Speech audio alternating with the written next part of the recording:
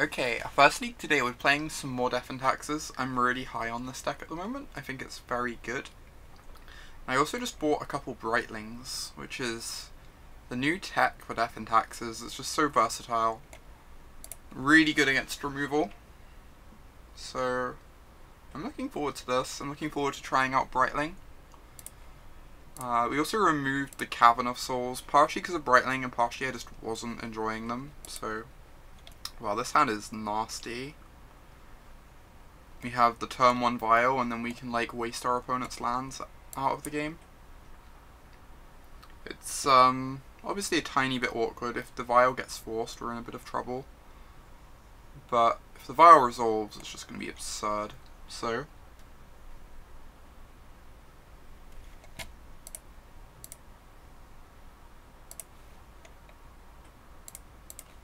here is hoping.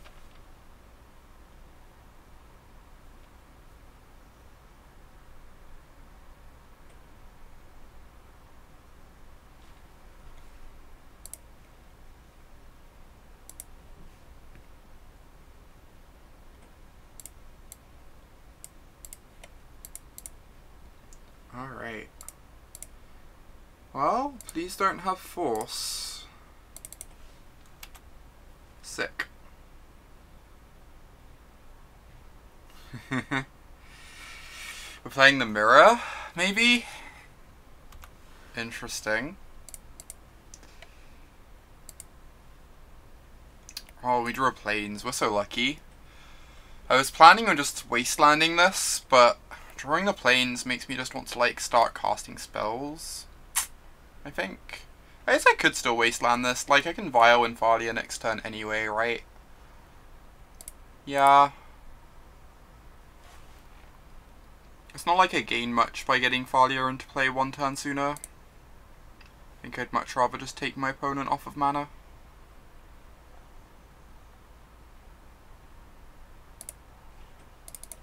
Pass the turn. Alright, if this is the mirror, it's not the greatest hand. Thalia's like not great in the mirror. But Stoneforge, however.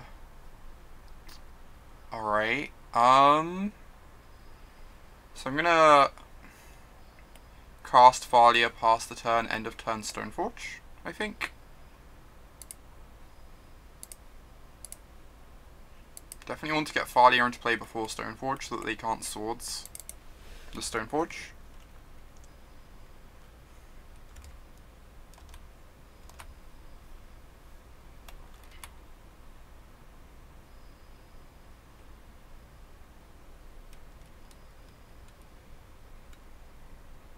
Interesting.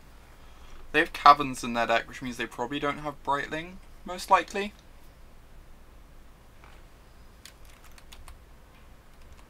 Wow. Non-creature spells are currently basically uncastable. With 2 Thalias in play. What are we getting here? Definitely, probably the Jitte, I guess. I guess it's the Jitte. Seems pretty good. Over the Batterskull.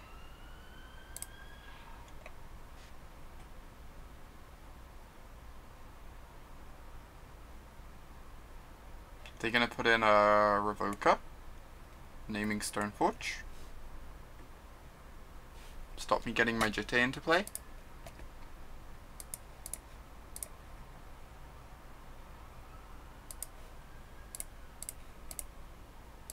Interesting.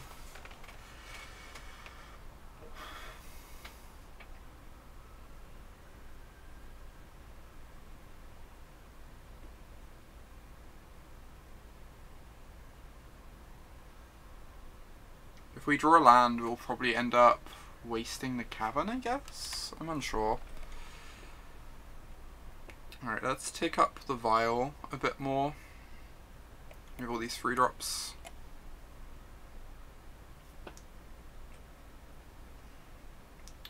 Not sure what I'm planning on recruiting. Could just get like Flicker Wisp chains going, since our opponent can't really swords to interact with that at the moment. very easily. Hey there, Ryan.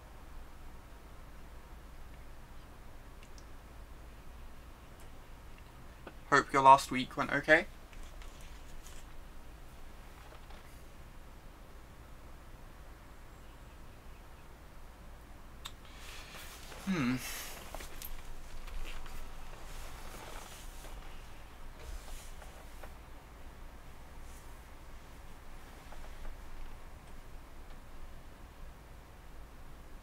Like, I assume getting Jitte going as soon as possible is the most important thing here. Over, like, casting either of these if we draw land.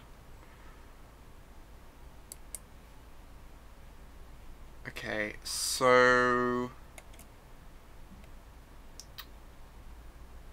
is there any, like, timing on this that's correct? I guess if they tap, they'd already have revoked Stoneforge if they could. So that isn't a concern. I could Flicker-Wisp their Vial and reset it. I actually don't hate that. It cuts them off a lot of mana. Slows them down a lot. So I can pass the turn, end of turn, Flicker-Wisp Vial, and I can put in my Jitte off the Stoneforge. I could also just waste their Cavern and like completely cut them off mana, but I think I want to get Jitte in play. And I don't want to trade Thalias, because I don't want them to be able to cast Swords to Plowshares whilst I have my Jitte going.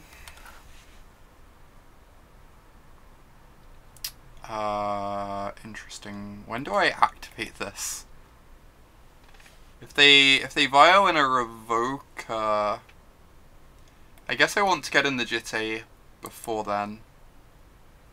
They're most likely just putting in a Stoneforge, but I should still get this done. I'm just wondering if there's no world in which they name Vial, right? When we're, like, arguably ahead. So I can probably just sit on the Vial and let them, like, put in Stoneforge without knowing that we're going to flicker their Vial. This is probably safe. Hey there, Amy. Hope you're doing okay.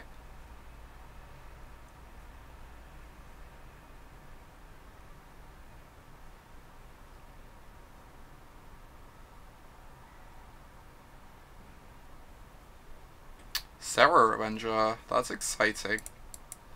Alright, let's get rid of this Vial. Just, like, send back their development massively. I'm good, yeah. We recorded the most recent episode of the podcast last night, which was pretty fun.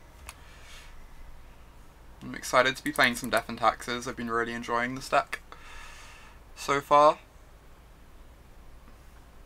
Mother of Runes, that is not gonna cut it. We get an Jitte attack this turn.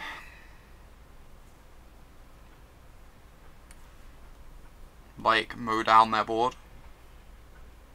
Oh, we even get to wasteland them off the caverns so that they're nowhere close to having Swords to Plowshares mana. If we draw land, we get to waste them off the cavern anyway. I was up until like half free, which is not ideal, but it was fine.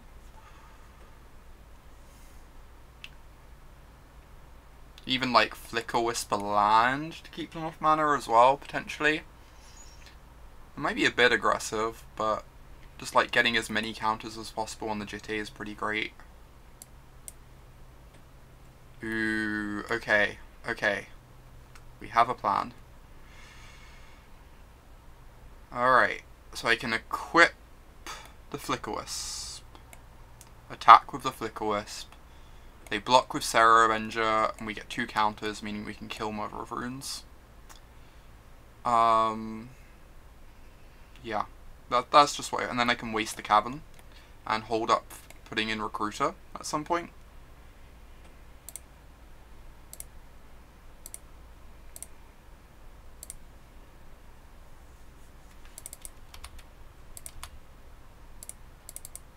I don't want to remove their Thalia from play, if I can help it. because I actively don't want the Thalias to leave play when we're ahead on board, because I don't want them gaining access to Swords to Plowshares, I believe.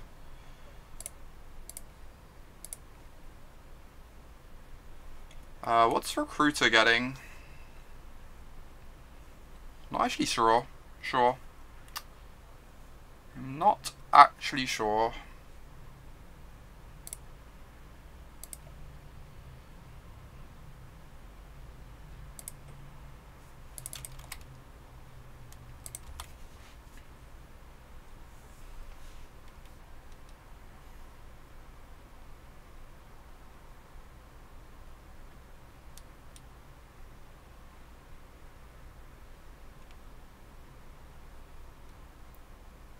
I think my intention at the moment, if things don't change too much, is to try and use a Flicker Wisp to flicker this Aether Vial again next turn. Just like make sure it never gets up to 2 counters. Just stall their development as much as possible.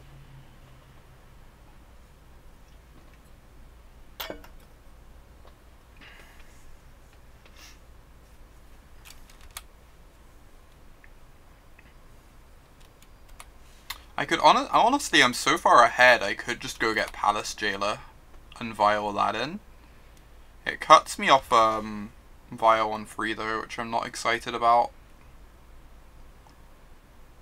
But getting Phyrexian Arena going seems really, really strong.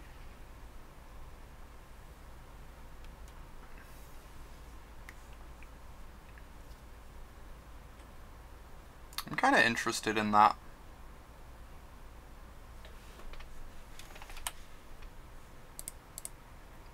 I don't know, we'll see what options there are. It might just be getting another Flicker Wisp too.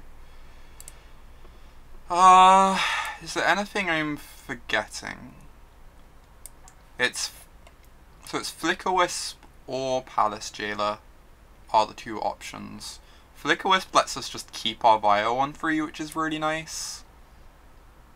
And we can just start flickering the Recruiter and getting more Flicker Wisps, maybe.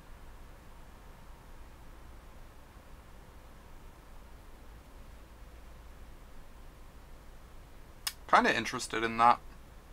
Just like build up the army. And we can get the Jailer later on in the chain. Once we've built up an army of elementals.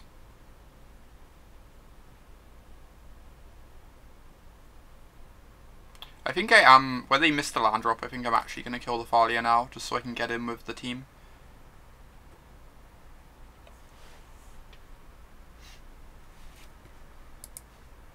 And start pressuring them.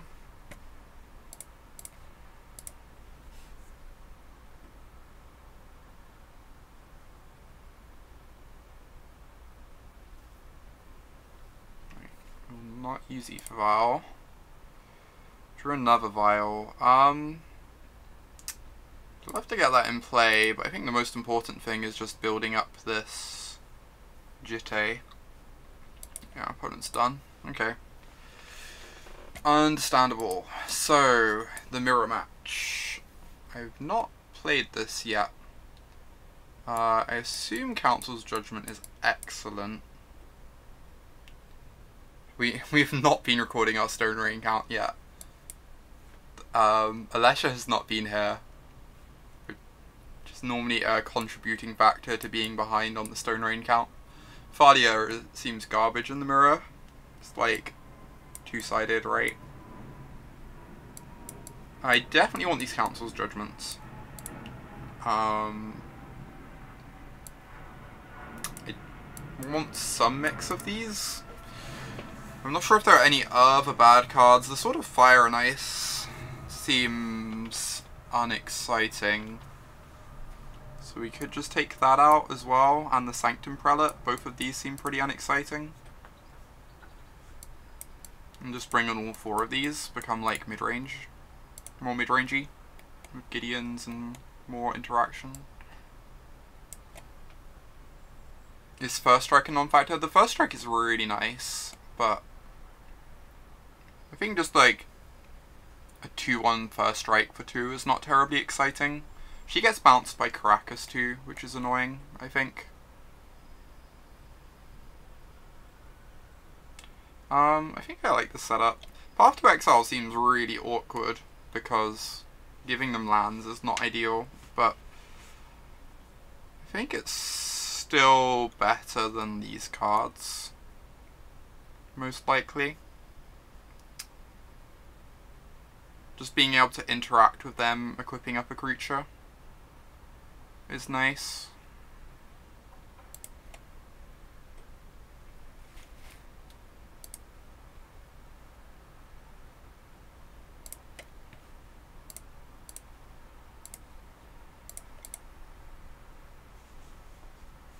Okay, game up.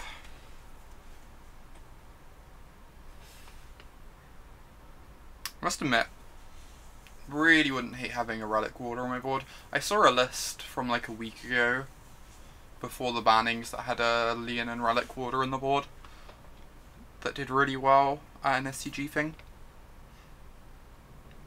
And like, we were kind of struggling against Omniscience, so that's like a card that would help against that as well. We were also having like a tiny bit of trouble against Ensnaring Bridges yesterday.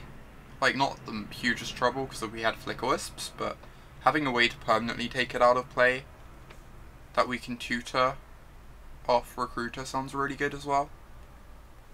So having a single Relic Warder is something I'm probably interested in.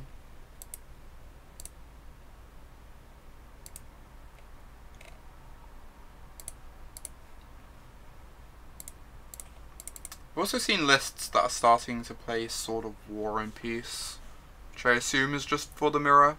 It's like nice against the stupid Stoneblade decks and stuff as well, but like where you're boarding out the Sword of Fire and Ice, having better equipment to board in.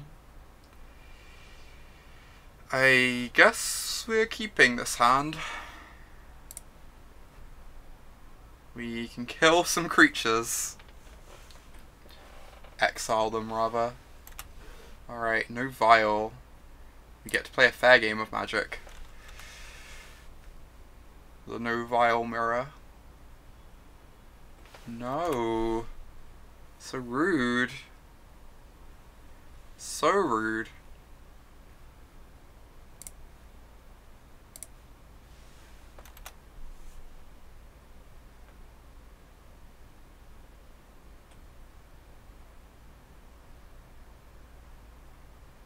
This is like the fairest hand of Magic cards I've ever seen. Basic planes, exile spells. Okay, let's just get our Stoneforge down. Go find Jitte. I assume I want Jitte over Batterskull. I actually wouldn't hate the threat of a Batterskull, but if they like swords this and tap down a land, I can. Oh my god. Oh boy. Yeah, Palace Trader is busted. Uh-huh. I still can't believe there are people who don't play Palace Jailer in their list. It's just like so unbeatable. We now just have to hope they don't have removal, or else the game ends. Yeah, I guess I flicker one of my lands and I can hold up swords for if they like play a Jitte.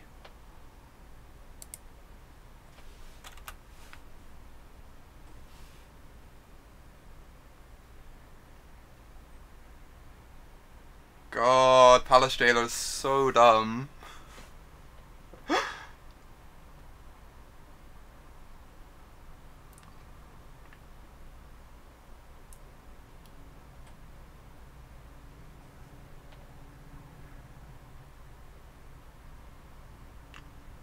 Oh my gosh.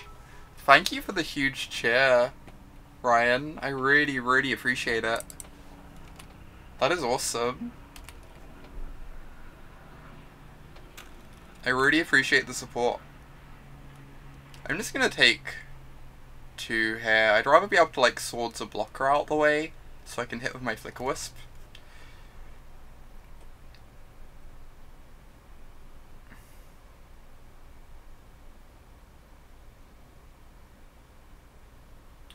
Holy cow, they have 2 Palace Jailers? Alright, I guess I'm just gonna have to start doing this. Oh my god.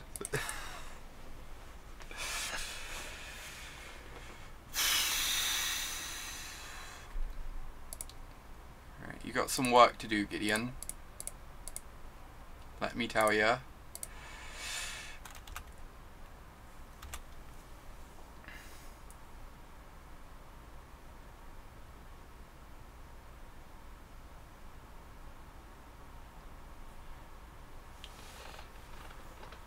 Flicker-Wisp, flicker my token. Palace Jailer is just Phyrexian Arena, Phil. Most of the time it's a Phyrexian Arena you can't interact with.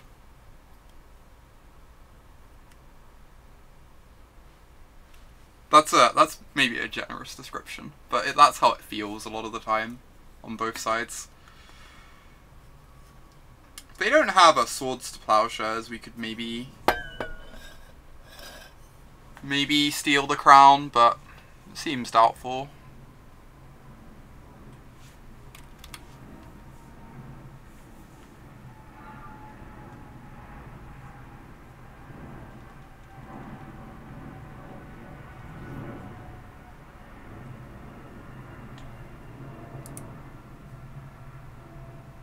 Yeah, it's a very weird one, Phil. Agree. Holy cow. That's almost great, except they get to float a white. Ugh. Okay, okay. That was almost great. I don't think we can afford to... I guess... How do we do this? We probably just have to kill the Karakas and Swords both their things and keep the board clear, make a 2-2. Yeah, Karakas bounces Gideon as well, but they can just float a white and rep Swords to Plowshares, and then I think we can't attack. Or can't justify attacking.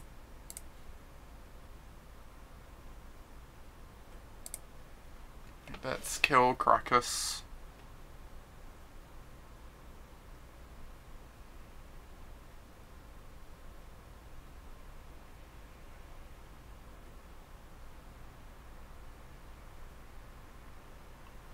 Yeah, now they can't bounce the Gideon, which is good.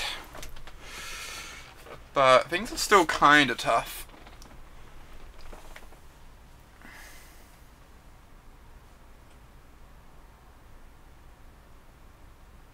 They are floating the white, okay. I think we're still not quite far behind enough to throw our Gideon into a Swords to Plowshares. Like, we get to Swords both of these and make some 2-2s. So...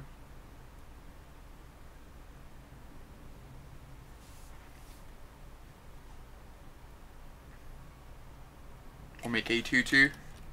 They obviously get another card out of the crown, but... Alright, passing priority there, just to like force them to tap the port if they want to get a usage out of it. And then I can do all my stuff post-combat.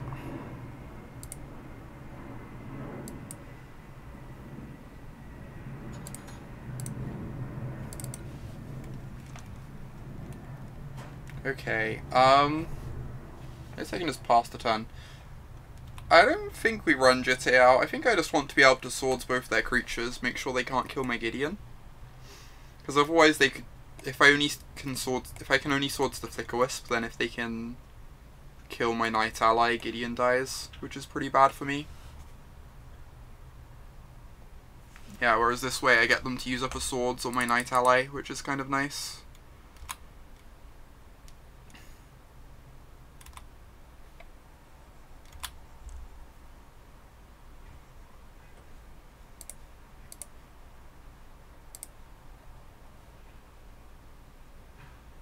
Okay. They can't afford to cast a white spell, at least. They kind of just have to pass the turn here. They are drawing 2 cards a turn whilst they're passing the turn, but...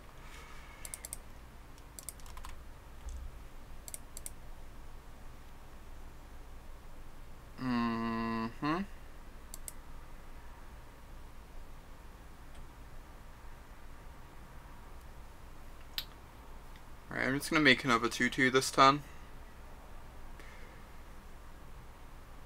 We just don't want to run our Gideon into a Swords to Plowshares, I think. Obviously they're drawing 2 cards a turn, which is a nightmare, but they do have to keep up with our Night Ally production, which is something.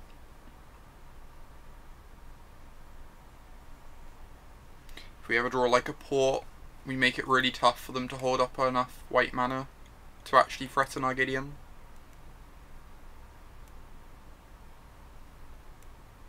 Hey, Alex. Someone else is the Monarch. It's so upsetting, Alex. The opponent has 2 Palace Jailers in their list, which is kind of wild in the mirror. Like, we're just about managing to stay in the game because of Gideon, but even then it's pretty tough. Horizon Canopy, huh. So just gonna make a 2-2 and cast our Jitte and pass the turn. I think I want to keep the 4th land so that I can cast Council's Judgment through a Port activation. I used to let them wasteland my land, which is pretty unexciting. Oh, my opponent's Michael Bonde. Okay. That's interesting.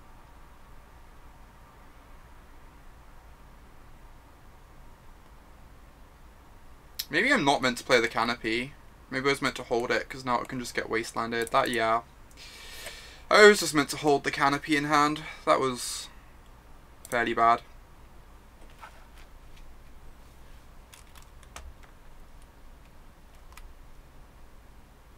Because, that if I'd held it in hand, then he can't port me off of having enough mana. Ooh, this is nice. Getting an extra mana.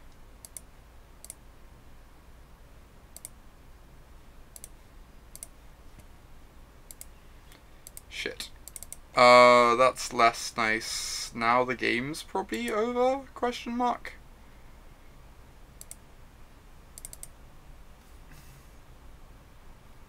Uh-huh.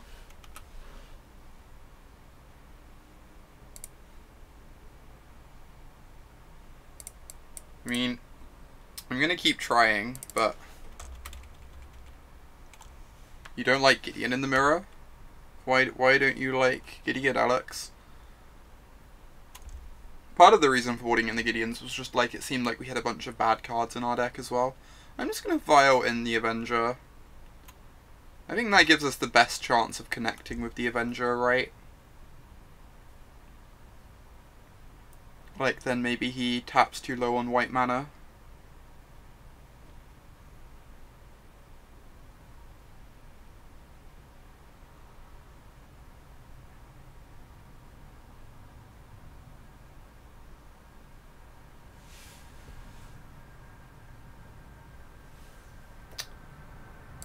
I have to do this now.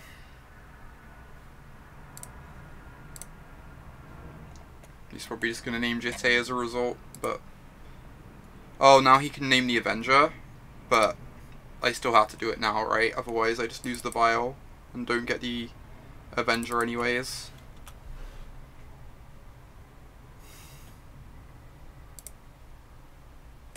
That is very good. Jesus, that is good. We go get our Jailer.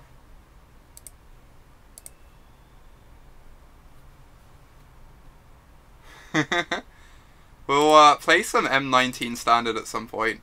At the moment I need to find a deck for the Legacy PT though, so I'm mainly going to be playing Legacy on stream.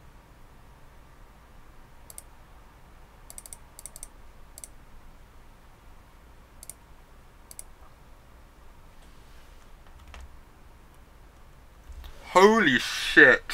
Fuck. Oh my god. This is great. This is great.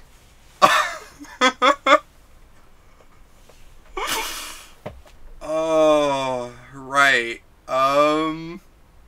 We only have 1 equipment left in our deck, so Flicker Wisping the Stoneforge is pretty pointless. I guess we Flicker the Recruiter. Okay. Sorry, I don't normally swear, but that was... I forgot we were getting 2 creatures back, both with ETBs at the same time. It kind of caught me by surprise. Like, all I really cared about was getting the crown. I forgot about, like, the fact we get all our creatures back as well. Yeah, I get Wisp to reset Jailer. That makes sense. That sounds really good.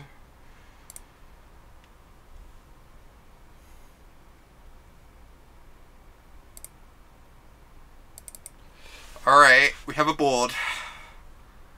Out of nowhere, we have a board. Started the turn with 0 creatures.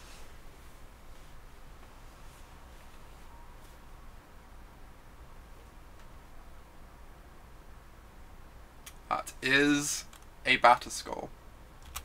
Deal. Alright.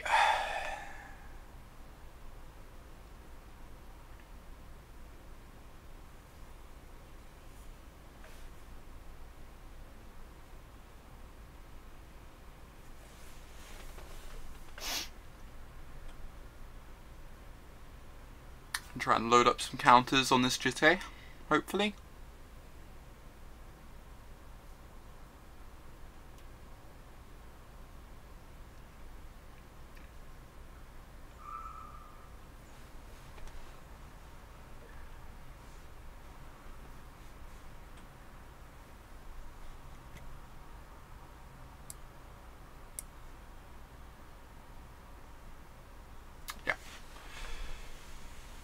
Alright, Palace Jailer MVP, eventually. That was a nice start to the stream.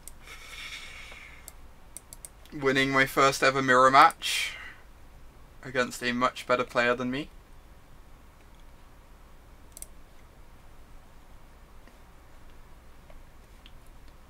So, Alex, if you are still here at the moment, the cards I boarded, there were 2 Paths, 2 Gideons, 2 Council's Judgment, and I took out 4 Thalias, Sword, and Prelate.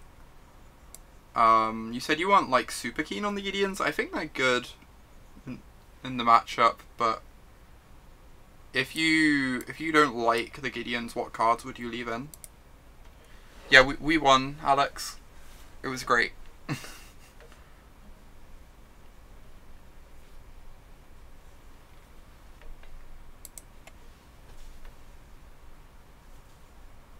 Okay. Curious to hear.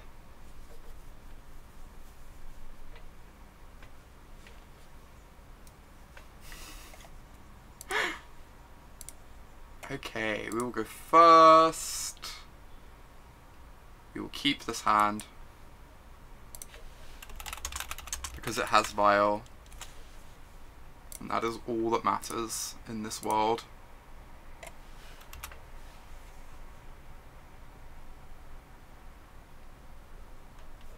Incoming Bayou Pithing Needle.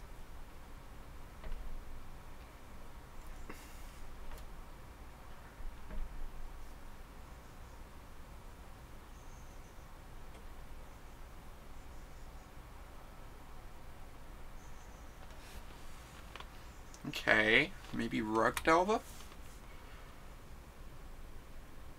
Oh, lands? I've not played against lands before with Death and Taxes.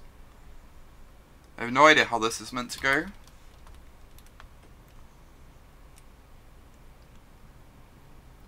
Punishing Fire seems mortally terrifying. Okay.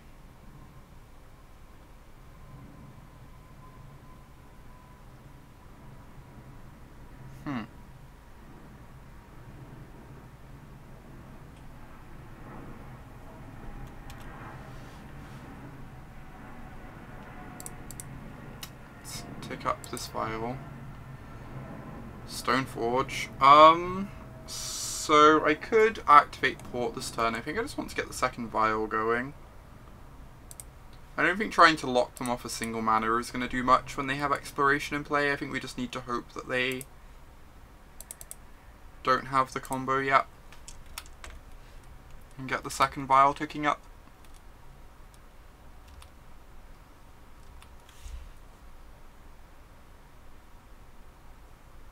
Hey Charlotte. Hope you're doing okay. Do they have a crop rotation? Oh, just a loam. It's not too scary.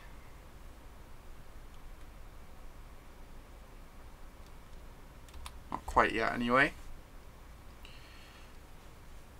Awesome. Glad to hear it.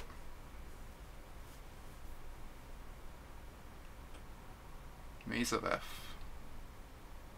Right. Port is good against Mazaveth, so we've got that going for us.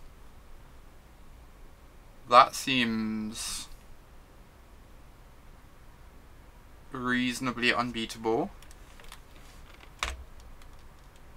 Loam plus Molten Vortex. I think this might be a short game. I am not convinced we can do much against this. Maybe I have to hope draw a Revoker. I'm not even convinced we're meant to put in the Mother of Runes yet, but until we can find a Revoker. But I guess I will. At the very least, it'll like buy a bit of time. We have the backup Mum anyway.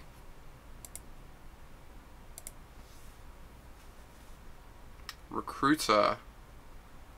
So we can go Thalia now, main phase, in order to make Loam worse. I guess that any land lets them just Molten Vortex her down, but then we have Mother of Runes to try and grind through that. Good luck with Nationals, Charlotte. Hope that goes well. Sounds fun.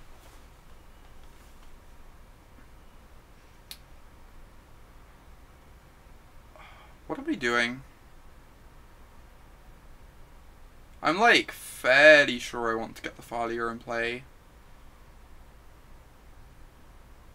We might end up losing her in the process, but we like slow them down a bit. And then next turn we can recruit her. I think I want to do this. Like, potentially losing the Thalia is sad, but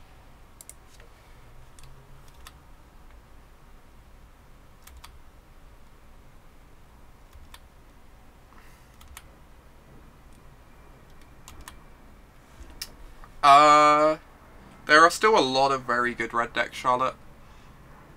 They play pretty similarly. They're still just Hazoret decks, right? They're still just looking to get in with Hazoret as quickly as possible. There are some more mid-rangey versions that play Heart of Kiran and Planeswalkers as well. But, like, the very best ones tend to just be Hazoret decks. Sometimes they splash for the Scrap Heap.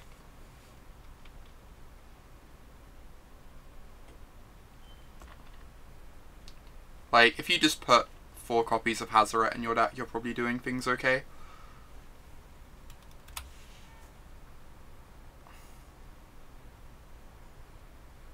Only the one red source, that's so good for us.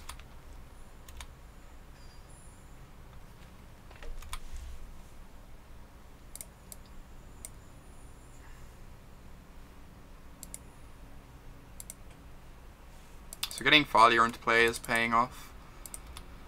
So we're going to tick these both up, and we're going to recruit for Revoker, I think. So we can turn off this garbage. Oh, Karakas. It's interesting. So now I can recruit for Revoker, cast Revoker, and I can Violent the Stoneforge. I can hold up Karakas to protect my Thalia that way. Mulligan to Hazoret, can't lose. That sounds so bad though, because you just can't empty your hand. I guess you just mull to 5. And then like maybe you can empty your hand in time. Alright. So let's just do this now. They have a Punishing Fire in the Yard of Note, but we have 2 Mother of Runes, so I don't think we care too much about that.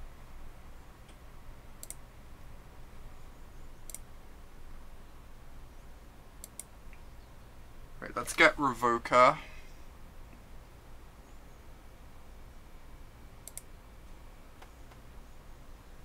Obviously, I'd love to get Palace Jailer online, but we just need to shut down this nonsense. I have to cast the Revoker and Vial in Stoneforge so that I get to keep up Caracas, which is relevant against crop rotation and also relevant with Thalia.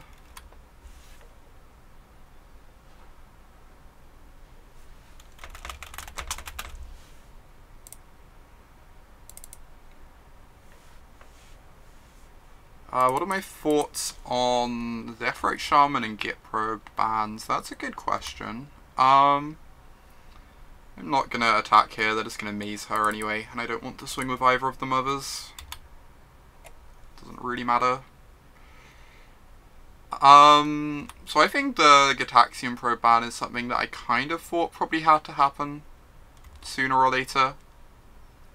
I think that card was just, like, way too good.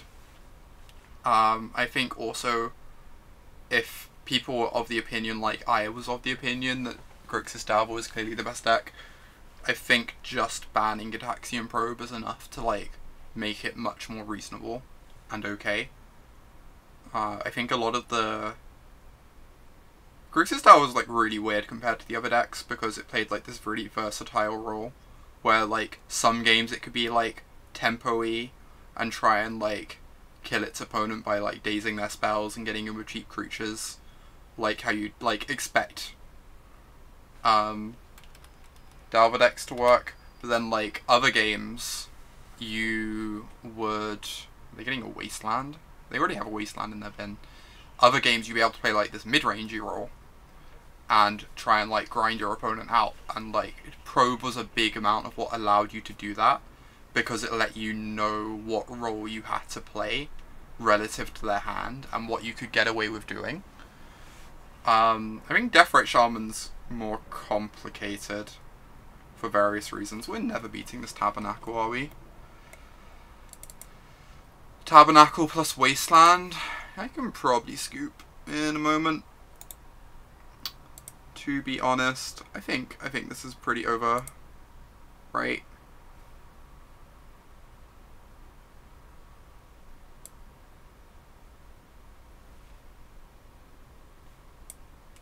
This is pretty over, because they just have Tabernacle plus Wasteland. They're just gonna...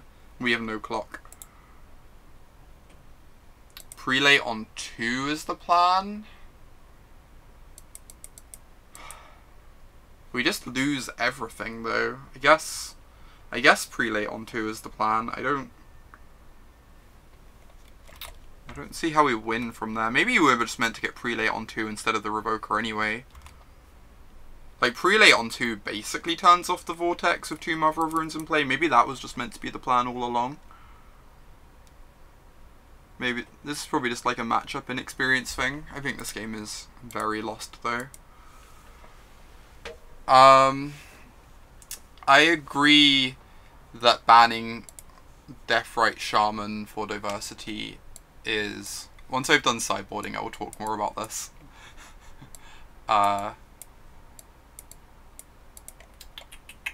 Just need to bring in some cards a sec. Cataclysm is probably good, right? These cards all seem good. Judgment deals with exploration, but it's very slow. I think I just want these. Gideon, like, helps grind through Punishing Fires and stuff, but seems a bit expensive against the Wasteland Port deck.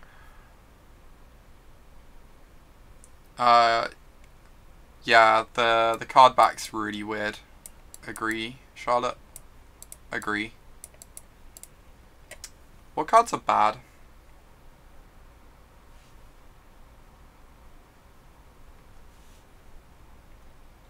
What cards are bad? I think Mother of Runes is very good because we have to stop Punishing Fires. The Sword of Fire and Ice ignores Punishing Fire, but it's just like heinous against Mizavith.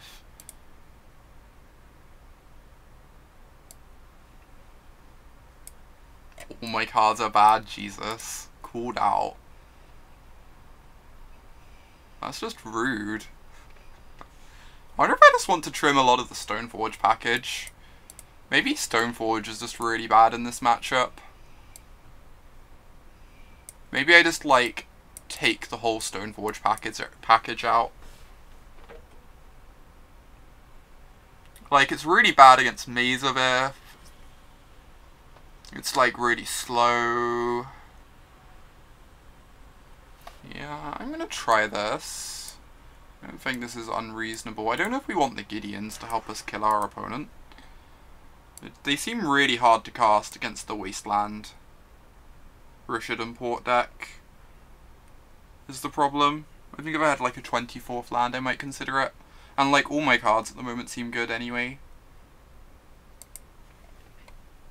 Revoke is only good versus Vortex. It also turns off Mox Diamond, which is like fine. And Molten Vortex is a serious problem.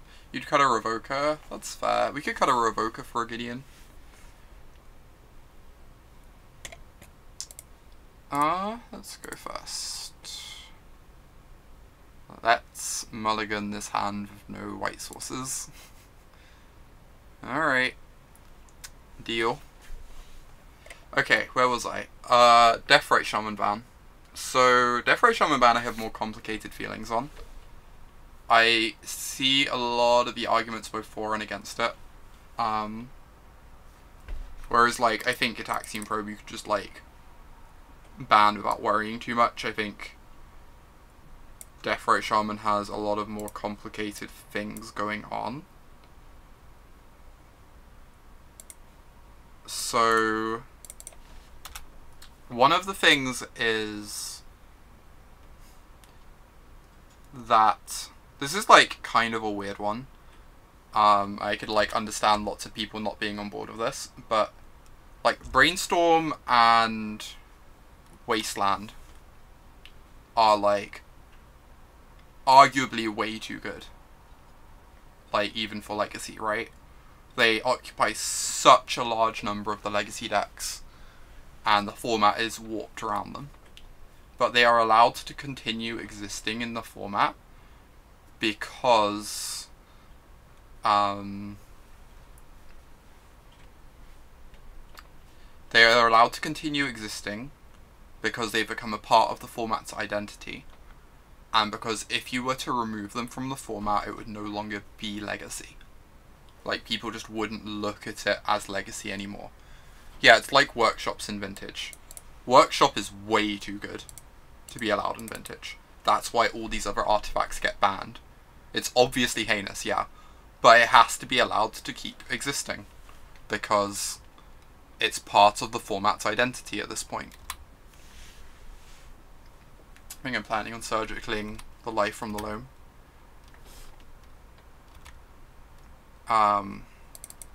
Playing Magic and talking about this stuff at the same time is tricky, but I'm gonna wait on doing this a sec.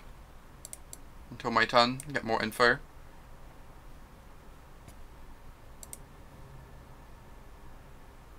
Ooh. I guess I'm just surgicalling this and wasting them. Kinda want to get my Flicker Wisp in play at some point. Like next turn. Workshop is not restricted, but waste them first. Oh, Tranquil Thicket, right? Yeah, that makes sense. I could tap it instead, but I guess wasting it's fine. It's kind of tricky. I want to like flicker a Mox Diamond at some point, which I now can't do as easily. Huh. This is adorable. I'm just going to take the Life from the Loam now, because if they get another green source, they can still cycle.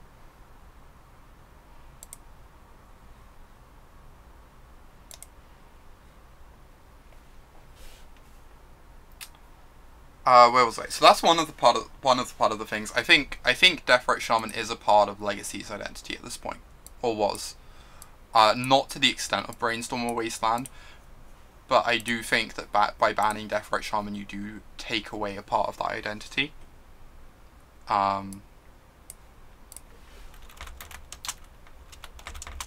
along similar lines, I feel like if it had to go, like, right now.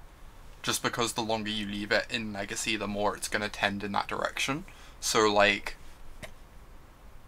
I can kind of respect making the call to do it now rather than, like, in a year's time when it's, like, even more ingrained. Because, like, the longer you leave it, the more it's going to get like that. Okay. Cool. Yeah, exactly, George. Brainstorm is exactly the same case. It's clearly the best card in Legacy. Like, it's clearly format warping and dominating. And arguably stifles diversity, but what are you gonna do?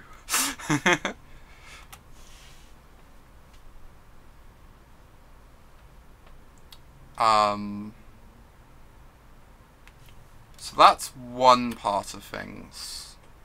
Another part of things is that personally I really enjoyed the things that Deathrite Shaman did to the format. I know that's like a personal taste thing, so like I get it, like not everyone's gonna be into that. But I think the power it lent to a bunch of the fair decks was really nice. And I think a lot of the mid-range mirrors involving Deathrite Shaman were a lot of fun and skill intensive. I think like even the Grixis Delver mirror, it got like a really bad rep, but like once you played it enough, you realize there was actually just a huge amount going on. So yeah, no one knows how diverse a format without Brainstorm would be. Agree. So that's like another thing. Obviously the arguments for it, like everyone's been over them a million times. And I agree with elements of those as well. Like, ultimately I'm probably pretty neutral on they have Punishing Fire Barbarian Ring. So I should flicker a Mox Diamond here, right? And then waste the Grove once they've chosen what to discard. I guess I should flicker end of turn. Or I can flicker in their turn even. I kind of want to cut them off a mana though, is the thing.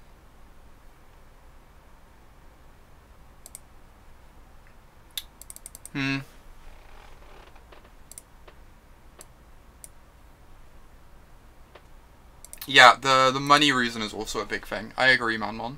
I agree that once the format gets to the point where decks are this expensive, you can like definitely still ban cards, and that's still going to be like a part of what's going on. But you have to be much more careful than usual doing it.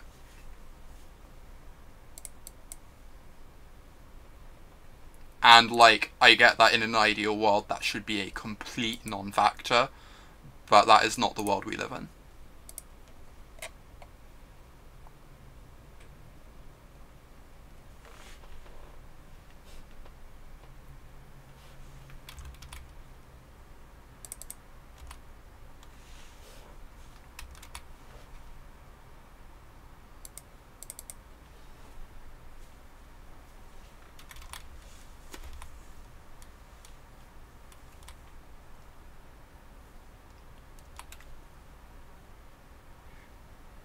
You think we might have to be less aggressive with our wastelands? That's fair. I've been, like, pretty hard on the mana denial strategy so far, which is maybe incorrect. I figured I had the Cracker, so I didn't care about, like, Thespian Stage Dark Depth so much specifically.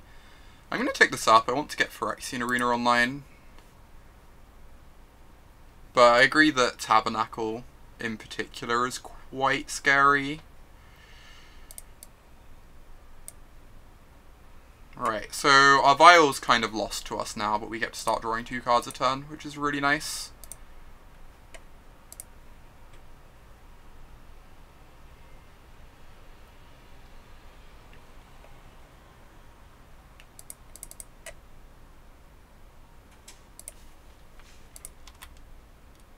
I do think I wanted to get rid of the Grove. The Punishing Fire is legitimately very scary.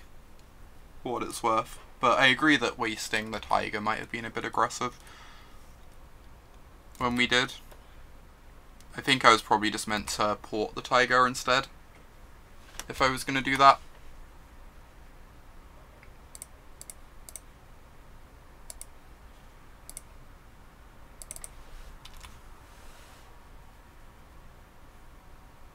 Yeah, that makes sense, Orim. I agree.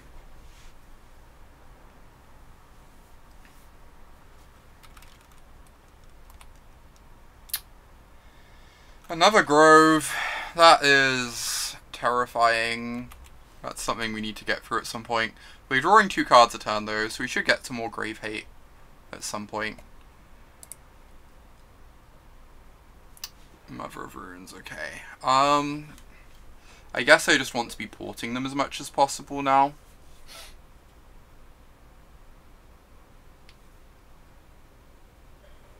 Right? Rather than just like casting the mum and getting her instantly killed. Should just port a bunch.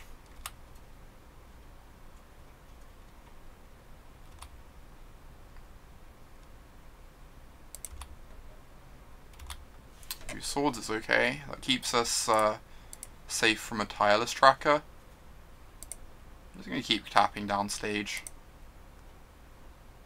I'm not too scared about like stage Dark Depths, but I don't want them to be able to like copy my own Rishadan port or whatever with it, or like make a backup Grove. Whereas this way, like if they want to do that, it taps them out of most of their mana for the turn, which is kind of nice. It's misprinted, by which you mean it's correctly printed.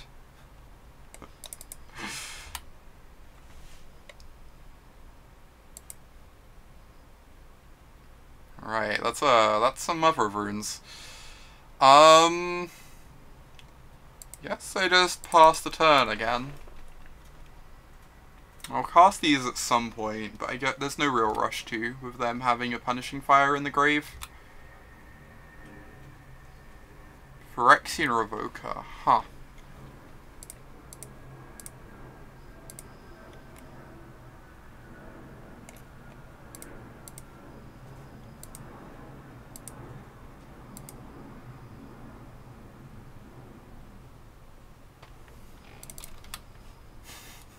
Yeah, I got what you meant, Charlotte. Was a reasonable joke. Port versus Maze of F. Delightful. Delightful. God, this card's so stupid. How is Palace Jailer real? I will just, like, every time I play this deck, I'm just gonna keep asking why people don't play this card. Yeah, for sure, agree. I should have checked when I was surgicling whether they have any answers to Rest in Peace. I should probably just start casting creatures now, since the Punishing Fire doesn't do anything. Hey, Kaylee. Nice to see you. Yeah, I can just cast this Mother of Runes and force them to start using answers. Yeah, I didn't look super hard, Manmon. I saw the tireless trackers and like a couple other things, but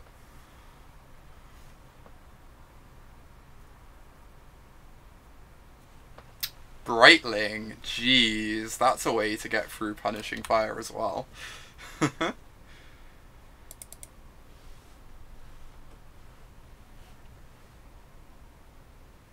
They're gonna... Oh, jeez, okay. We've got the Swords to Plowshares, that's fine, right? We can just Swords the tracker. We have to be careful about the Dark Depths, of course.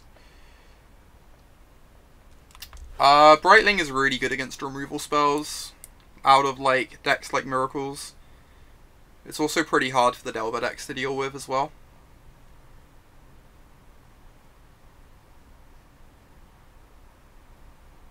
What am I doing here?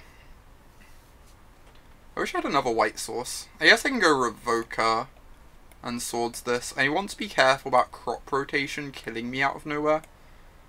But I'm pretty happy casting Revoker, I think. And then I get to hold up Caracas and go like upkeep Swords Your Tracker.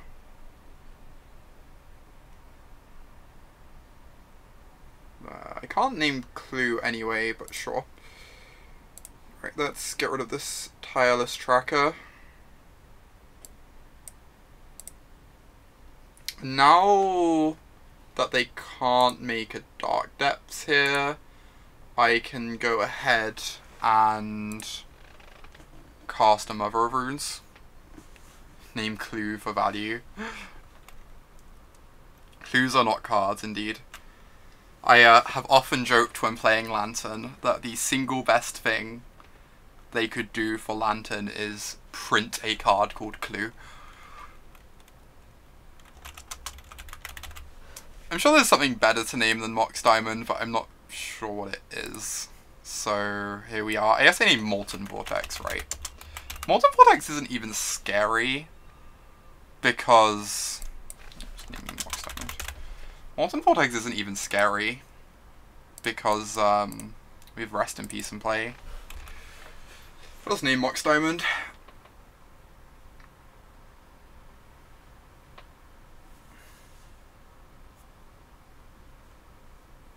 Yeah, they just don't have enough cards for Vortex, exactly. They need Loam for Vortex to be good.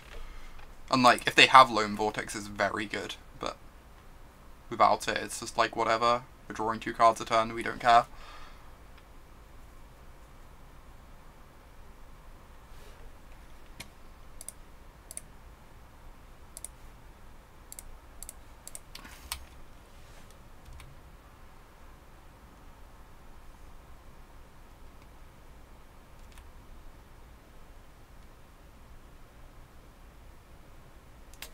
It's kind of nice, it can block Marital Age for a turn if need be.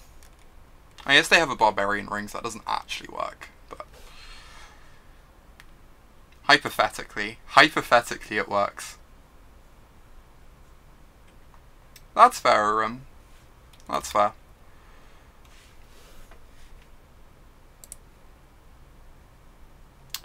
More white mana is great. I am very into getting some more white mana. I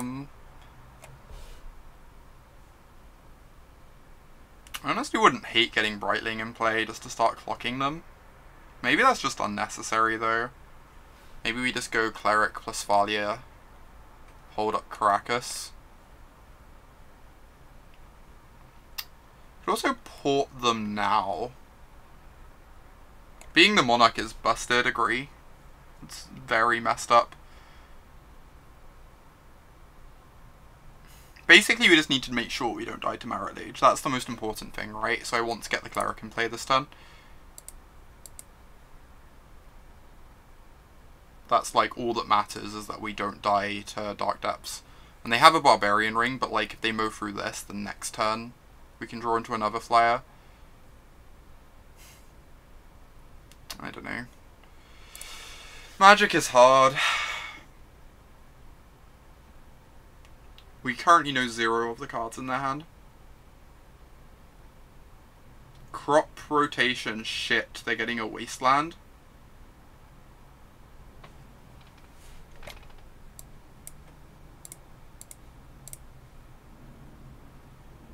So I have to tap their Thespian Stage in response.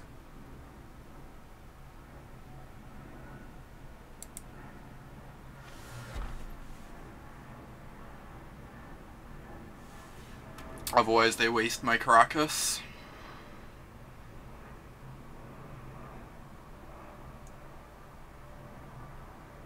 And kill me. Oh, Ring needs Threshold, you're right, I'm so stupid. You're 100% correct. I just assumed it always had Threshold, but Rest in Peace has turned that off. You are correct. In which case... I do need to make sure I get this Cleric in play next turn. Luckily, tapping the stage means they can't make a 20/20 this turn anyway.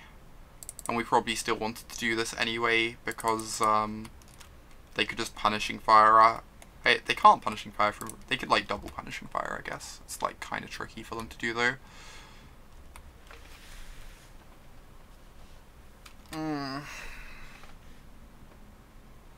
Yeah, next time we can get the flyer in play with Mother of Runes up and just like cross our fingers that that's enough.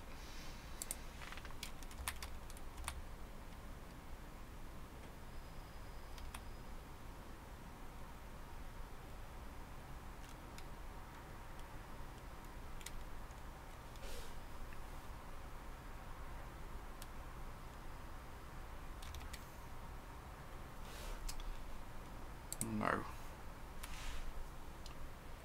Alright, I'm not about to attempt this attack. If they make a 20-20, it's just like kind of bad for me losing one of these. I guess I represent weakness by not attacking, but whatever. I will live with it.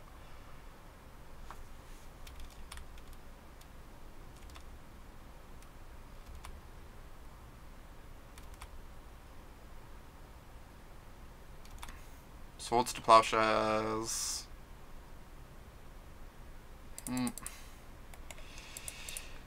Yep, that is a 20-20. Right, they can't double Punishing Fire me in the same turn. So, still not out of this. What did you miss? We won the mirror against, I think, Michael Bondi. Because Palace Jailer is busted. We are currently relying on Palace Jailer being busted against lands, but that's going slightly less well. This game's going like fine. We've got Marit Lage at bay with Mother of Runes plus Cleric. So we're probably fine. But it's going to take a while.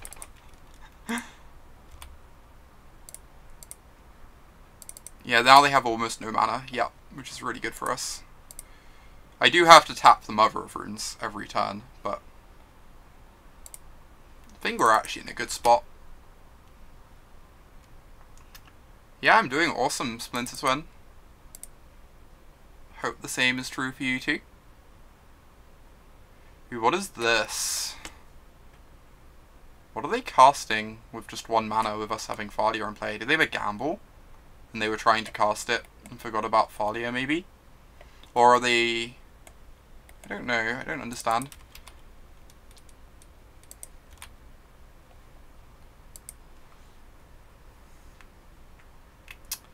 That is really good.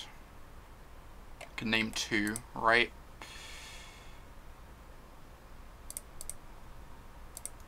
Shut down Punishing Fire. Just like tighten the grip. I'm a bit scared of gamble for Tabernacle, but I think we can play through that. We have lots of lands. And they don't have loam, so they can't loam Wasteland us anyway.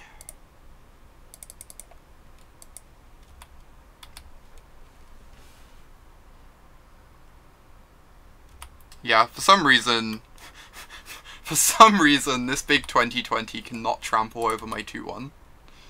Which is, like, mildly absurd.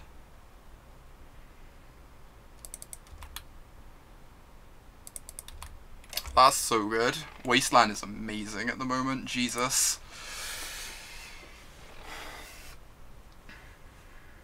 That was a very, very good draw. So I think they're going to try and... Oh, they're just playing this. This just doesn't matter. I thought they were going to try and gamble for a Tabernacle.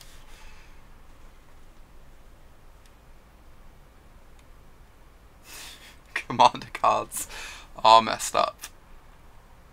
Commander cards are quite messed up. Yeah, sure. Go ahead and sack a land. We're just going to lose all your mana now.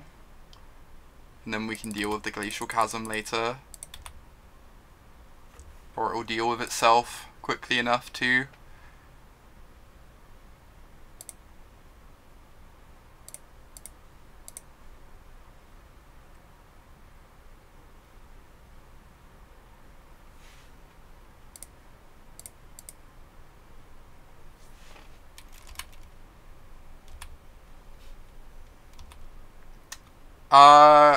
The impression I get, obviously it's hard to know for sure, but the impression I get is that there's a very low chance of like Legacy and Modern coming to Arena.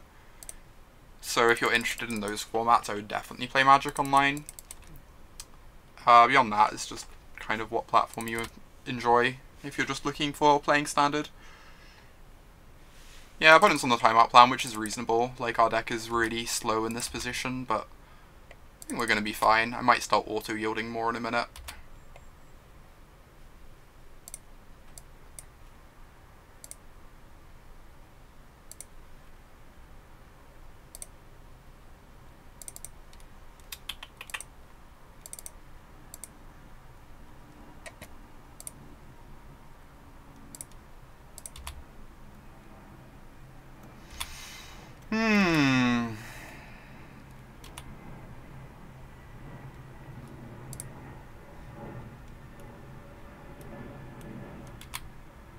Well, Glacial Chasm's gonna get there for us. That's okay, Splinter Twin, it's fine. I don't mind at all.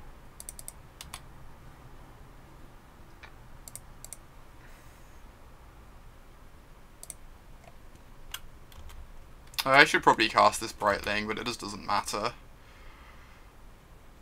I kind of want to save time, since time is the way we lose this game.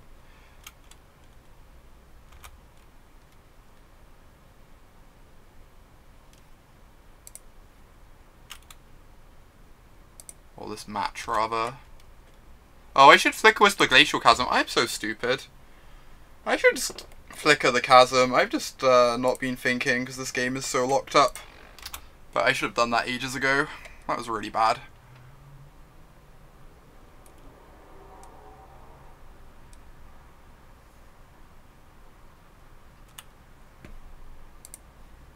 Don't know why I put that up to 4 either. I'm just kind of rushing because we have to get a third game in.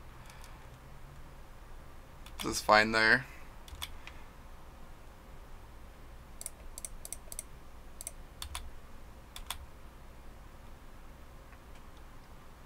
Just play the next one really quickly.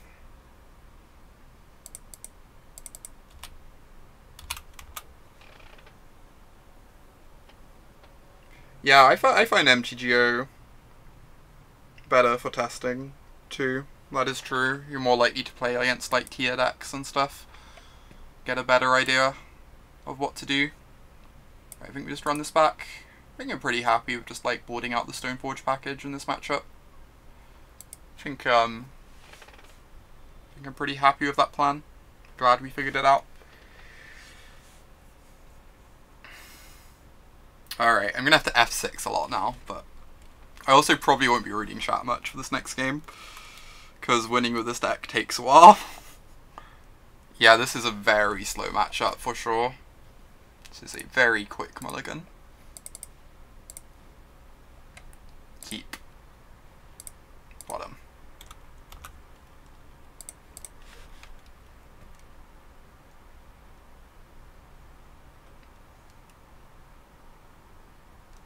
Please no exploration. Please no exploration. Oh my god. I hate this card. Yeah. Okay. At least we have an answer to a Loam. So they can't go Loam plus Vortex, which is something.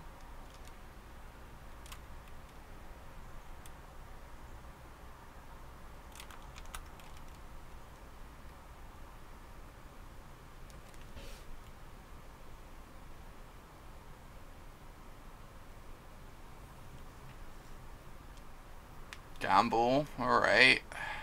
What's Gamble finding?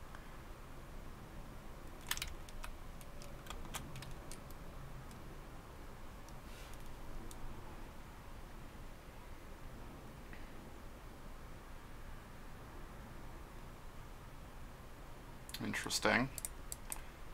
Assume it found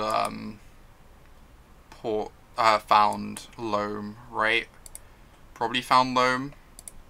It's a bit awkward that once Thalia's out, we're going to struggle to cast Surgical, I suppose, but maybe this is just bad. Like, we need to be able to Surgical Loam and not give them a chance to... Oh, they're just bouncing off Thalia, whatever. That is fine. I am very okay with them using a crop rotation just to bounce Thalia. This is less fine. We have the swords for it anyway, but...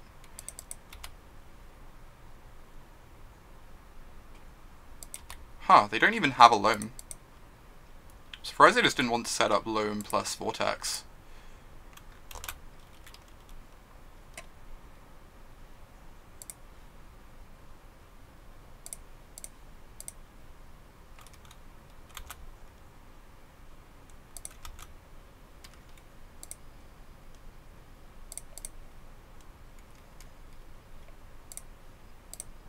Alright, they can Caracas this, but it uses up a mana from their turn. Yeah, more Death and Taxes. I'm loving the stack. It is great.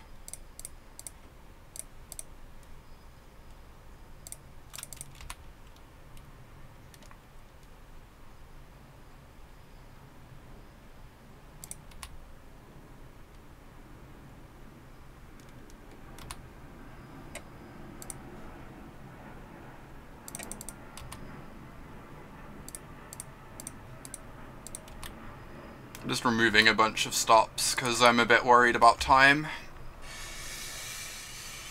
Oh. Interesting.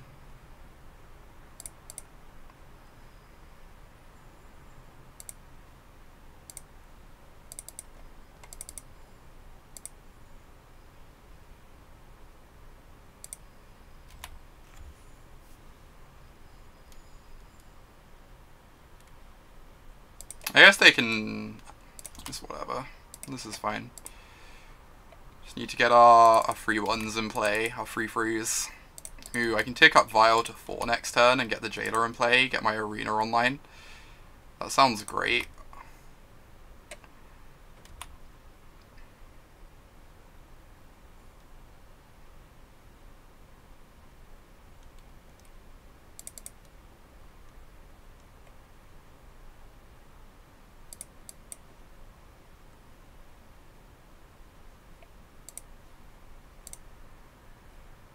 Let's eat this Thespian stage, make sure they can't do any shenanigans in my next turn.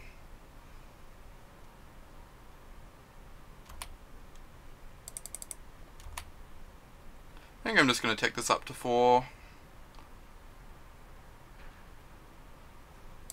Sure. Instantly punished. I'm not convinced I'm actually putting in the Jailer yet. I'm a bit worried about... I think Marit Lage is one of the ways I lose this game. Realistically.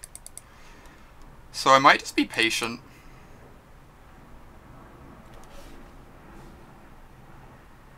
Yeah, this is the Remorseful Cleric's M19 tech. It's pretty nice. It's not amazing, but it does what it needs to. I think I'm... Also, I'm clearly meant to be I guess it's not clear I'm meant to be pumping the Brightling, then they can kill it. But I was probably meant to be pumping the Brightling. I can pump the Brightling next turn anyway. Oh, Glacial Chasm. That's terrifying. That's going to buy them a lot of time. Interesting. They have like a couple stages to copy it as well. Yeah, clock is a concern, I know. We'll be fine.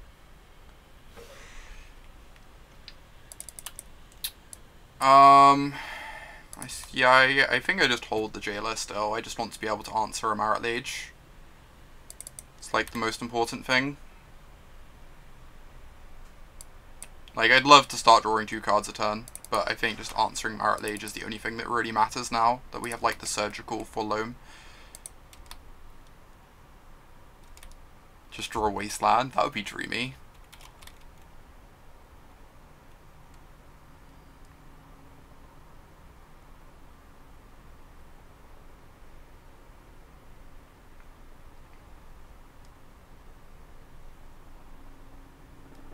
I guess we do have Flicker Wisps that can block a Marit Lage. So maybe that's an argument for putting this in. It gets us closer to like land drops to like casting this stuff as well.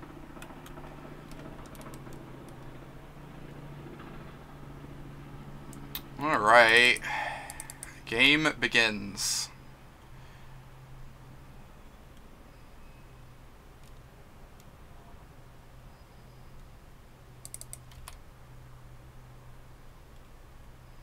They do not have any lands in hand for Molten Vortex, though.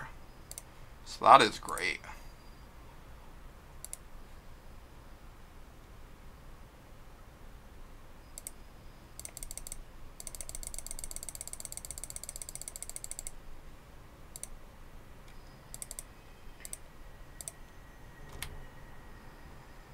If I draw a Wasteland, they can still copy the Chasm, right? So Wasteland doesn't actually do it, but...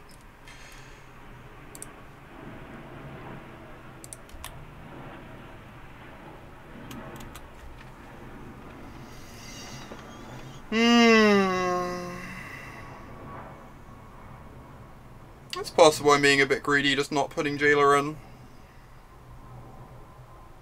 I feel like we just win if we're passing back and forth, though, most likely.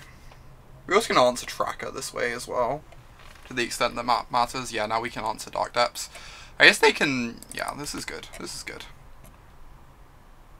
We also, like, eat through one of their stages that way. They know we have a Jailer, so they're inclined not to go for it yet, but still.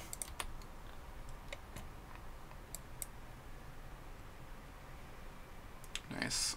This lets them Wasteland this, but we also get our Vial down, which seems amazing. It's like kind of what we've been waiting for.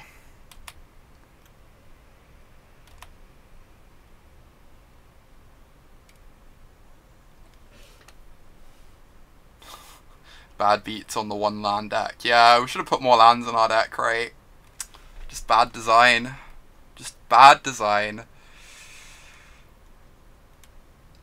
Honestly, I have been tempted to put a 24th land in this deck. Now that you have Brightling and...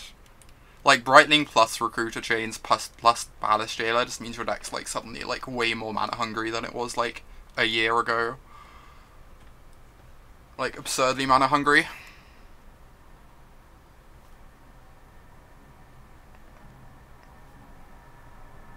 If they go to copy Dark Depths, they have one less stage to copy Chasm with, so...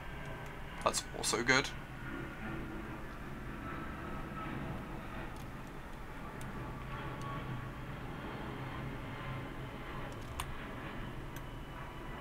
There's 2 Brightlings in the main deck that we're trying out at the moment.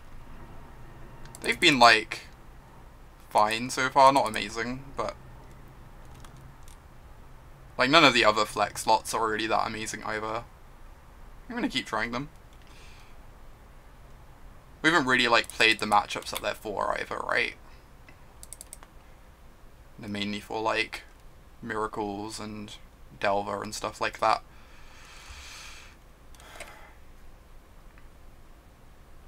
Alright, we can start ticking up this file. Get it up to 3. I am not reading chat very much at the moment, I'm sorry. I have to focus on this. With a minute and a half left in this very slow, grindy game.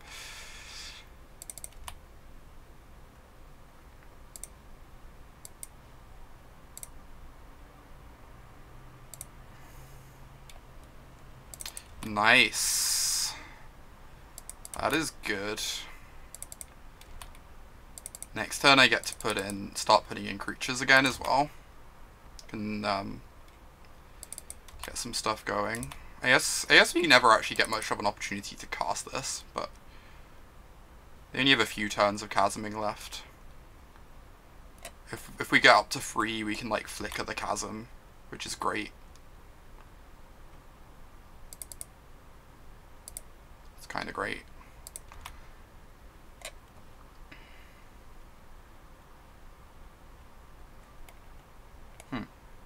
Cute.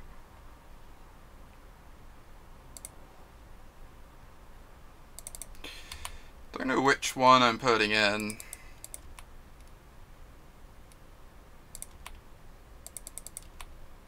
It might be that I meant to put in the Jailer this turn, since now I can make a flying blocker anyway. Ooh, the Cleric answers Punishing Fire, which is nice. Right, let's put in Cleric. Now each Chasm only lasts a turn.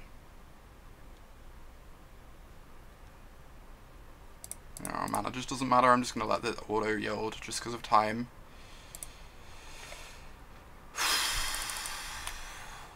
Right, I could flicker the chasm. I don't know that that matters. I think I'm just gonna like hold up both of these. Like, they only get one turn out of each chasm now anyway.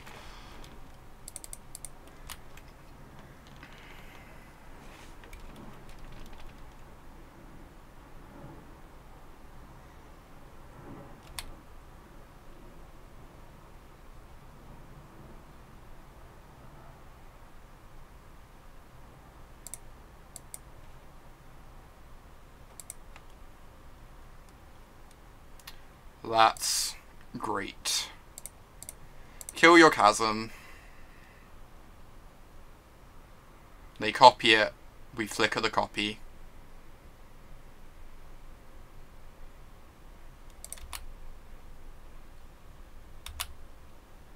And then they die.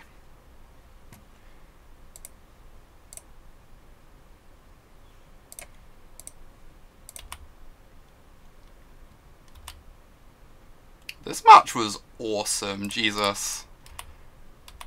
This match was quite something.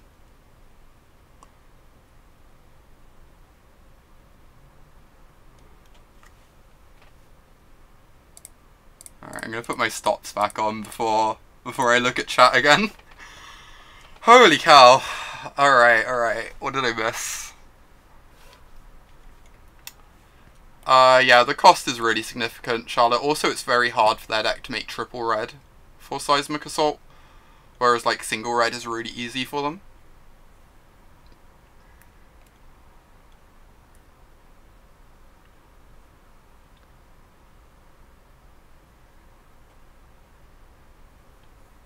That's fair, Schultz. That kind of makes sense to me.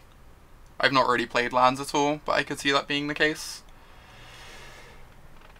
Oh, that was a fun game. That was so fun. It's nice playing a deck that actually has, like, decent game against lands after playing Delver for, like, several months. Alright, I am gonna go get some more water before we hop into the next one. Yeah, that was a sweet match. Agree.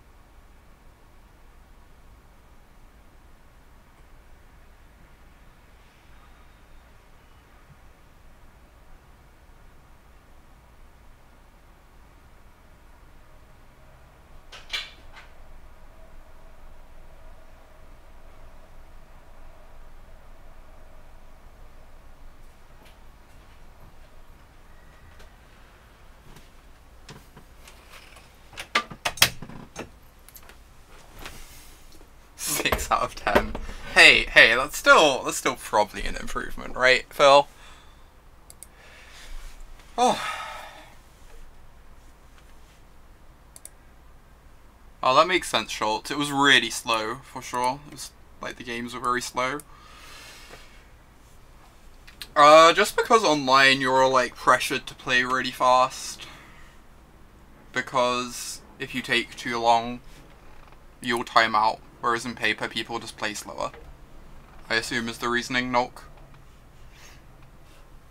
Okay, I am on the play again. Needs an Ether Vial. I'll mod this.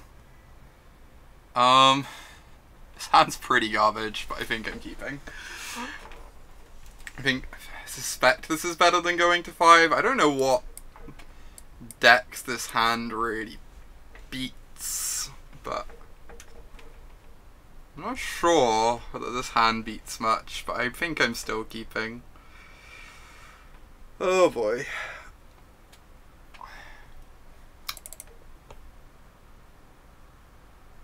I don't know, what do people think? This might be a mole as well, honestly, but there are matchups where this is like fine.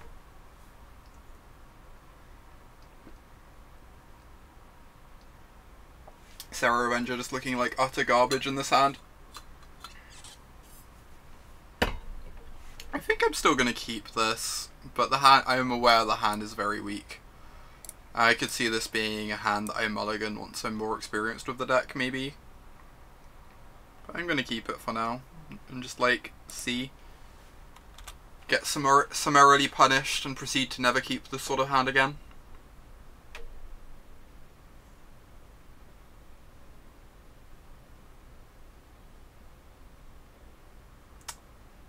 Dredge. Exciting. We have a lot of graveyard hate for Dredge. So that is nice.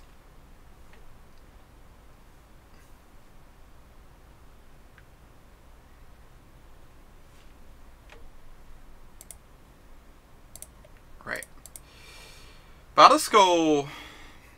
It's not going to be as good against this version of Dredge as it is in Modern, but... I guess we still get it. I almost wonder if we want to get Jitte. Jitte can, like, kill our own things. In order to, yeah, I was wondering that, Manmon. If we just get Jitte so we can kill our own things later.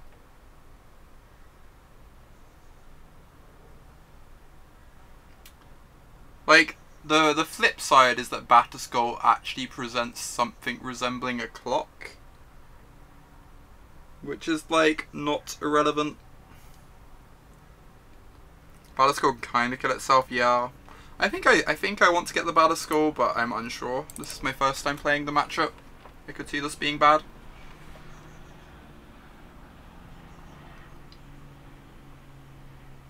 It's non-tokens on their side, but anything on our side. Manmon. As far as I'm aware.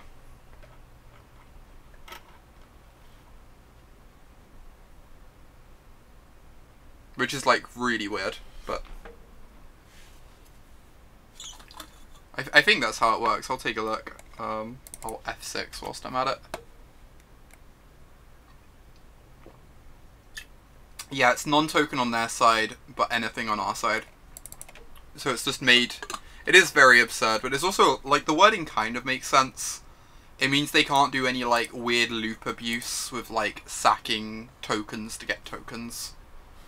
Whilst still making it, like, easy enough for the opponent to get rid of the bridges. So it, like, makes sense. It makes sense why they design it that way. It's just obviously a bit, unintuitive.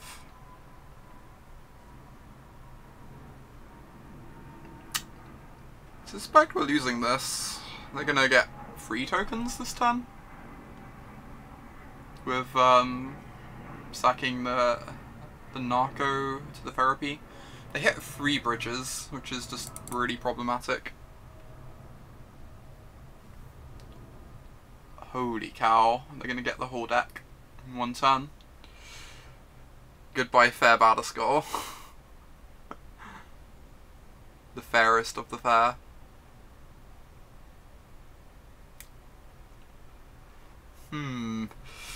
I suspect we are dead. I'm actually gonna watch them like play this out, just because I'm not super familiar with Legacy Dredge.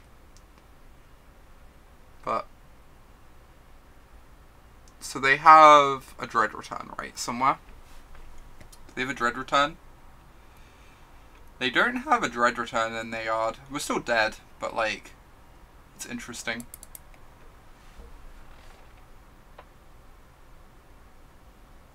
It gets weirder with Leyline of the Void because then only your tokens can kill bridges. That's so stupid. I had no idea that was the case.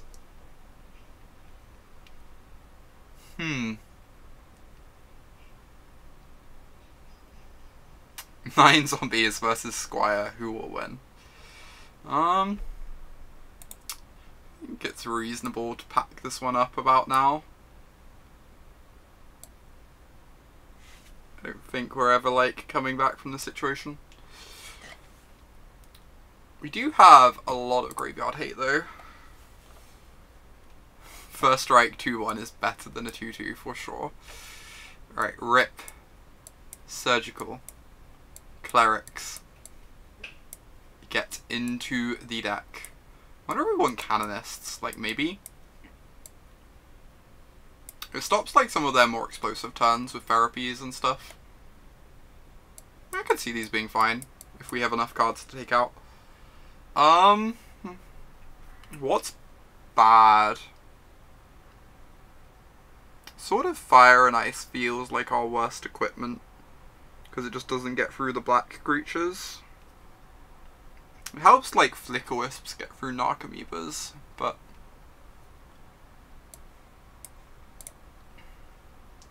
Thalia seems good. You think we just take out all the swords? I could see like wanting to swords an Ichorid or something. It's not exciting though. I guess most of the time we'll have like a Thalia out and can block the Ichorids anyway, so we just don't care that much.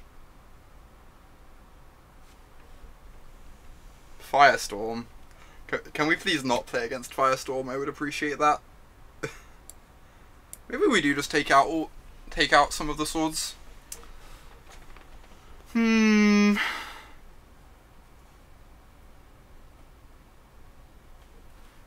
Revoker can name LED. On the draw that's going to be too slow, but on the play it's probably fine. It might still just be bad enough to take out even then. Like, Nick getting to name LED on the play even, you have to have them have like a very specific hand, I think.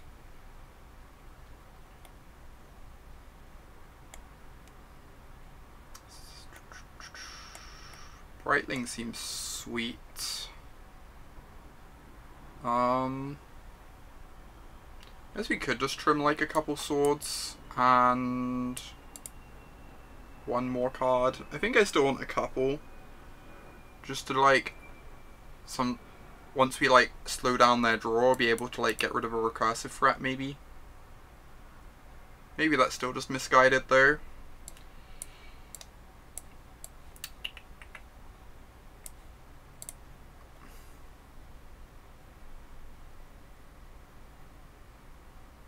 Like, we're pretty good at blocking their creatures generally. I'd like to find the room for the second Canonist, but I don't know what it would be. Brightling has 3 mana destroy all bridges. That is a sweet one. It is 6 mana to destroy bridges, but like, there are times when that's just good, right? No graveyard hate, and no real interaction either. What do you think? Are we keeping this? This might honestly be a keep. We find a land and we can cast this Vial. Yeah, I think we keep. I think this is better than our average 5. It's like not good, but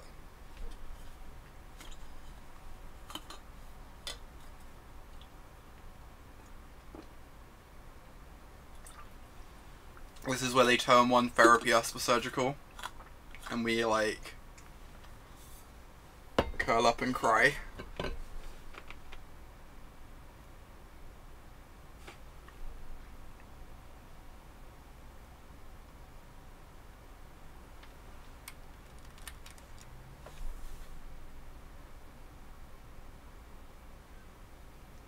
Icarid, Bridge from Below.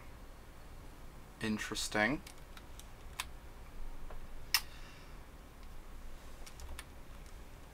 Please do Silent Gravestone. I've got to do the oops in chat, that's a good point. I missed that one. Missed my opportunity. Hey, we're so lucky.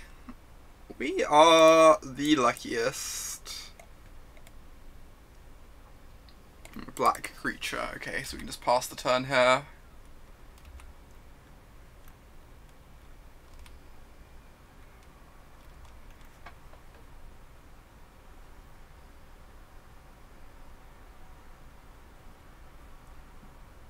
If they were going to crack the LED, they would have done it in their turn, so they could flashback looting, I assume.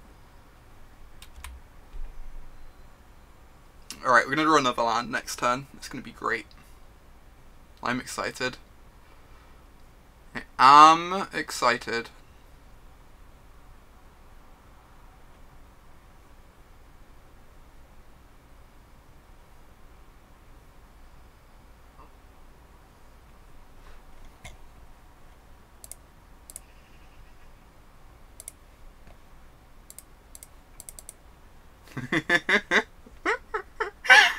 Oh. It's kind of scary. They can set up Ceph Colosseum plus LED at instant speed, I guess.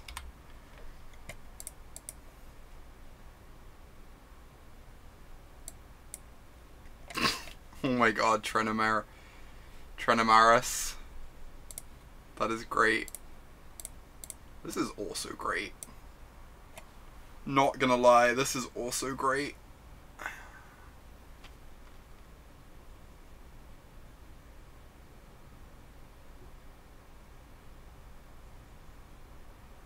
Never didn't have it. Keep the 0-lander. Draw perfect. They sure do. They sure do know we just top decked those. I certainly didn't F6 my first turn.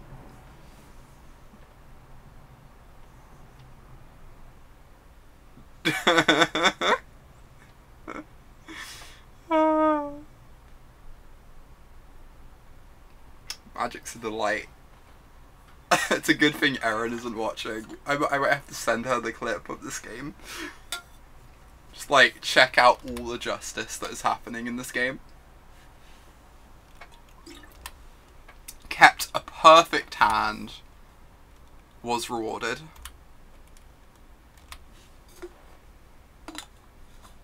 We do have 2 dead cards in hand now, of note. But yeah, I play quite a bit of Legacy Raisin. I used to play a lot of the Deathrite decks. I played like a lot of Pile and Grixis Delver. So I'm currently trying to find other decks I enjoy. I'm quite enjoying this one though. This one's pretty delightful. Ooh, can get my Flicker Wisp in play. Get the beatdowns on. Sounds great.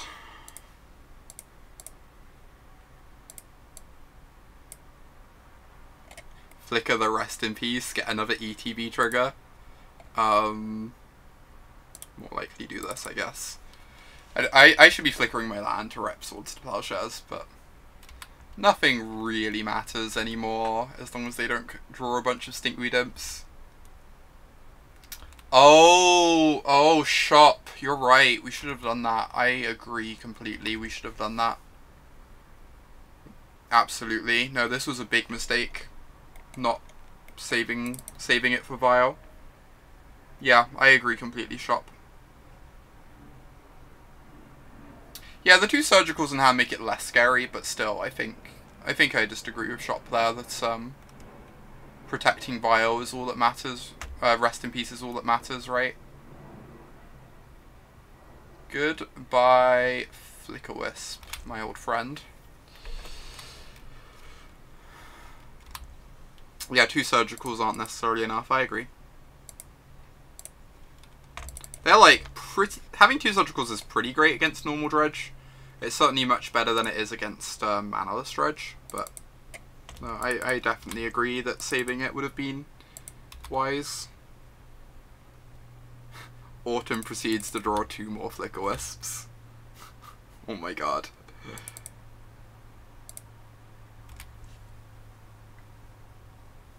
Oh cool, and hope you have a decent time with Merfolk Raisin. Look at this dyssynergy.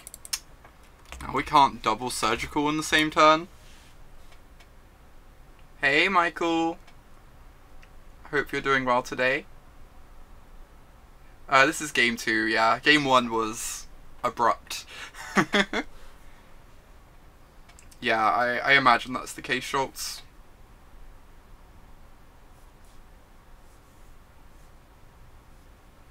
I always found Surgicals a lot worse against Manaless Dredge than against normal Dredge, because they have, like, they're a lot more threat dense. Whereas against normal Dredge, they have, like, 3 threats. They have, like, Ichorid. Wait, no, they have, yeah, it's like Ichorid, Bridge, and Narcomoeba. And that's, like, it. I think that's it. Whereas, like, Manaless can have, like, Prized Amalgam and Never Shadow and a bunch of other stuff.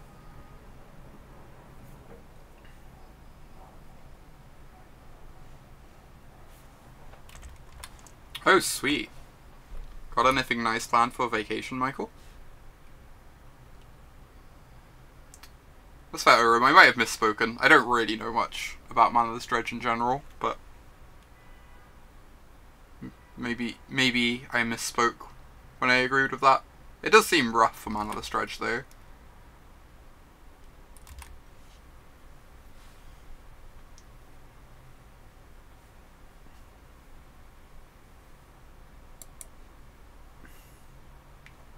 Oh my god, we're so lucky.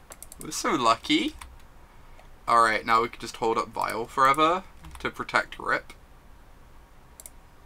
This is great.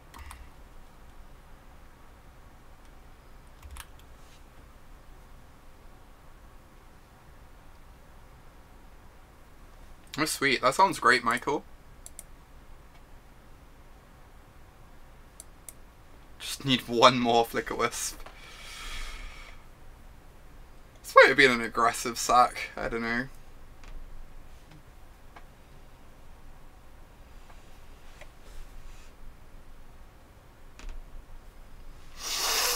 They waited. Oh my god, they waited.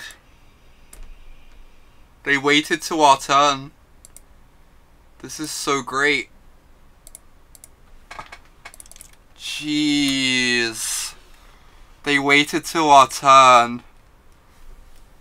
It was even in our second main phase. So that it comes back before their turn. This is so unrealistic. This is so unrealistic. Oh my god. I wonder if I was meant to surgical wear tear there. Possibly. Oh, jeez.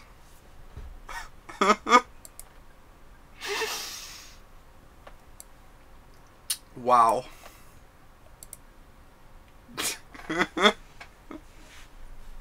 50% cooled shot. Good enough, Phil, good enough.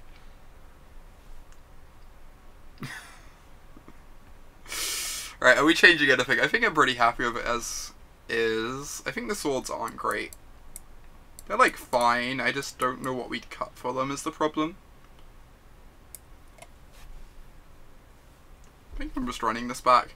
The recruiter stuff might be too slow, but being able to recruit up Grave Hate is pretty nice if like we can use a surgical to buy us a turn or 2. We're on the draw, so this definitely gets harder now, but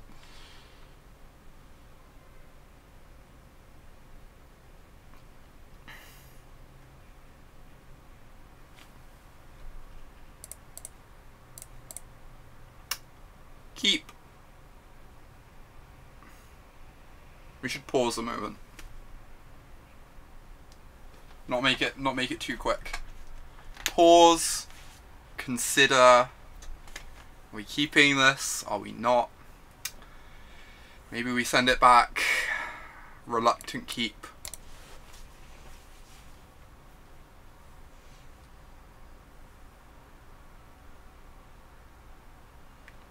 Yeah, that makes sense, Aram. I always really struggled against... I thought the Grixis Dalva versus Dredge matchup was, like, reasonably close. But Grixis versus Manaless Dredge, I just found that matchup, like, wildly unwinnable. Like, Manaless Dredge was so much harder to beat with Grixis. Hey there, Shaco. I think we might be dead. Pause, consider, message opponent, lol, GG. I mean, we might just die here, to be fair. There is a non-zero chance we're just like dead. We have to get through the first 2 turns alive, which is a big ask. Yeah, we're just dead, right? Looting plus 2 diamonds, there's just no way we survive this turn. They just have the sort of draw you like desperately want against Grave Hate. Just like get under it. It's been going pretty well, Shaco. I've been enjoying it. Yeah. Turn 1. Put what? 50 cards into our graveyard. Because they get to do 18 more here. Oh wait, they only get to do 12 more, sorry. They only get to put 44 cards into their graveyard. Alright. Can't cast Rip if they're dead turn 2. Too right. Alright.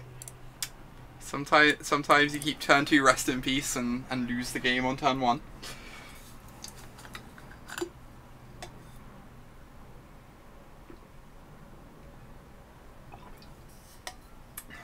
Onwards and upwards.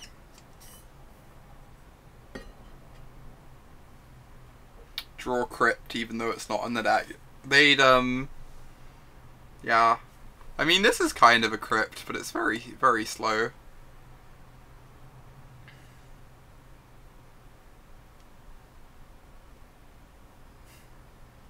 The hand had too many lands. Had a rest in peace. What did you expect us to do?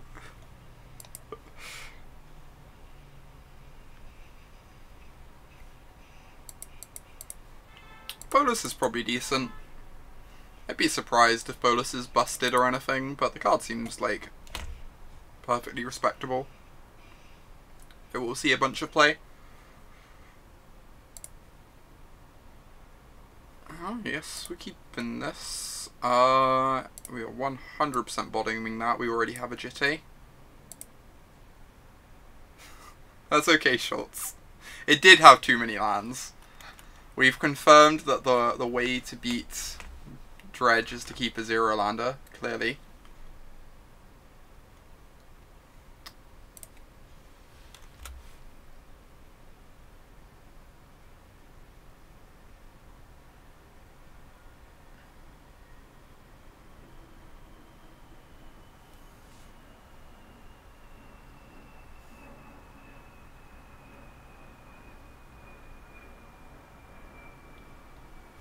Alright. Most likely Miracles, but could be Stoneblade.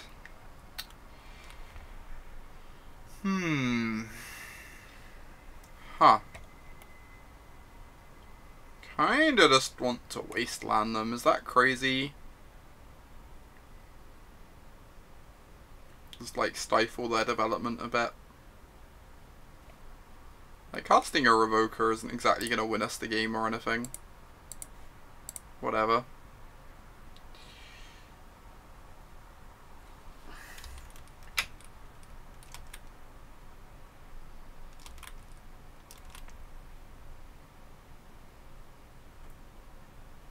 Obviously, we'd prefer to wasteland when we're like ahead on board, but we got to maybe cut them off white mana.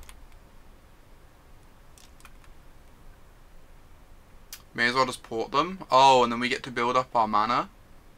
That's fair, Manmon. That makes sense, actually. Then we get to untap, play a 2-drop, and waste, and it just works out the same, but we get more info. Yeah, that makes sense, Manmon.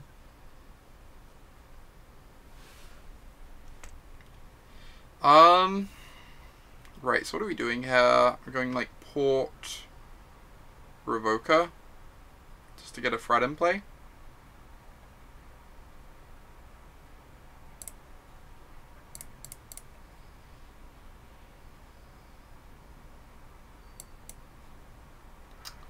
Probably just gonna name Jace. Not that it really matters. Like, the Revoker's probably dying before they even get to playing a Jace anyway, but...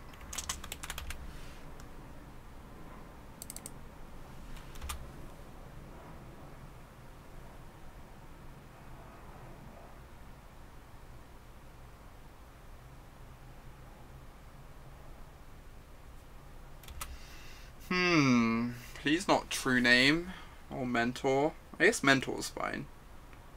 True Name would be... Whoa. Back to basics. Interesting. Currently regretting wasting this Tundra, perhaps.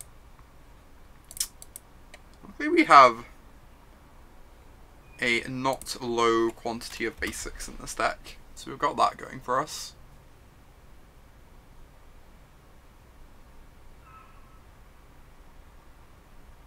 They're considering forcing this? That would be surprising.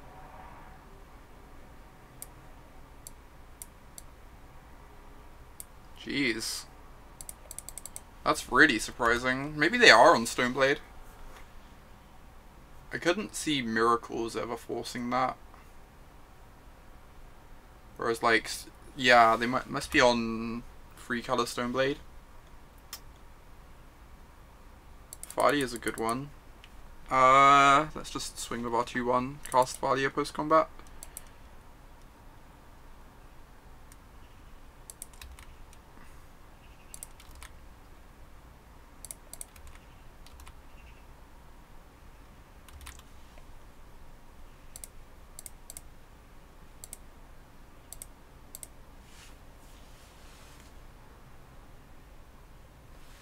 Cool, have a decent clock on board. One of their lands is a dual land, which is nice, because they'll end up stone raining themselves at some point, if they ever have to tap that.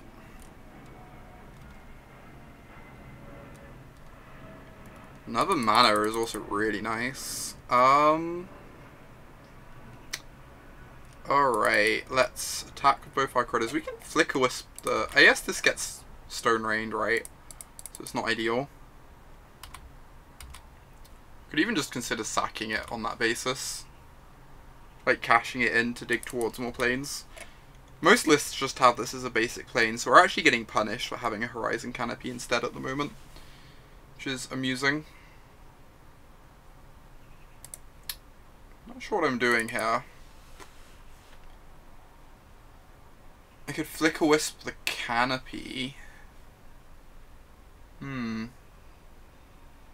I feel like I'd rather Flicker Wisp the port on the basis that then I have the option of using the port as a Stone Rain, or like mutual Stone Rain.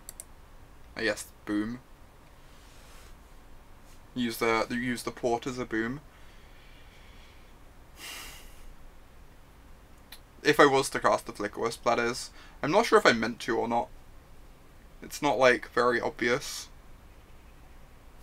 Like, obviously I don't want to cast another creature into, like, a Wrath. It just depends, like, how confident we are that they're on Stoneblade. because of, like, they forced the Jitte, which I just don't think Miracles would do.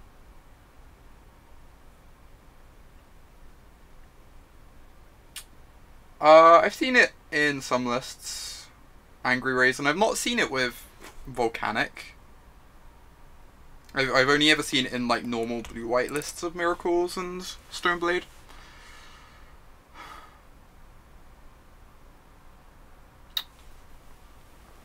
This is tough. Magic is tough. It's not obvious to me what I'm meant to do here.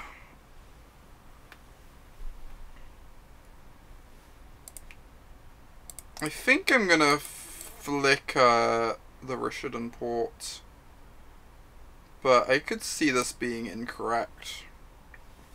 It's like hard to get a read on exactly what they're on. I'm like inclined to think they're on Stoneblade, but like it's nowhere close to certain. I think this play is good if they are on Stoneblade and bad if they're on Miracles, basically, but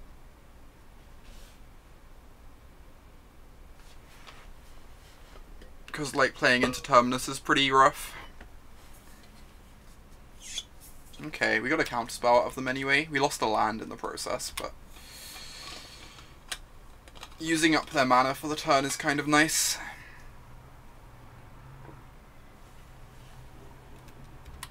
Well, we now have confirmation they're on Miracles. Spoiler. Spoiler.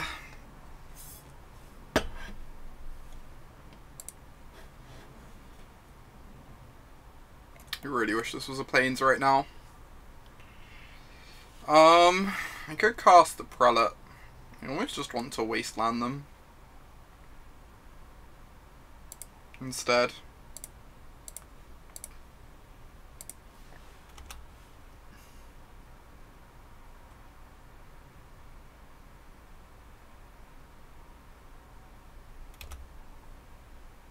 Just to like make sure they can't get Jason to play.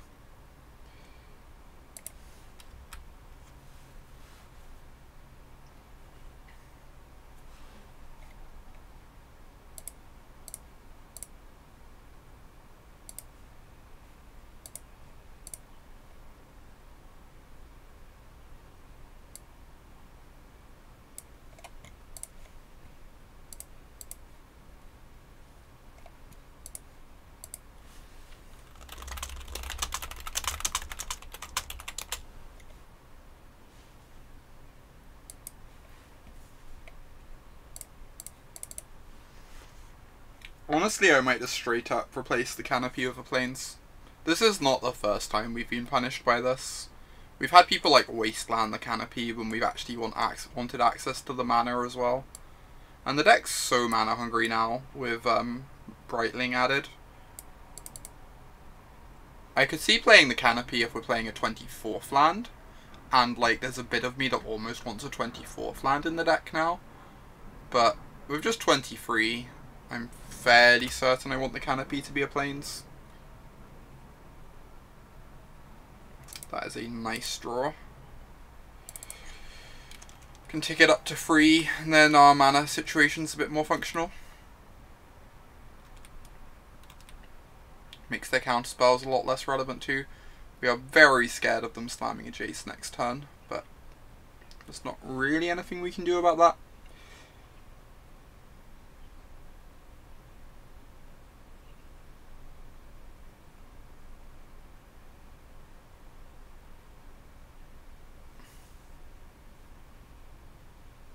Like, obviously we could, if we had the extra mana, we could put this on 4, but I'm not even sure I'd do that. They only have, like, the 2 or 3 Jaces that would hit.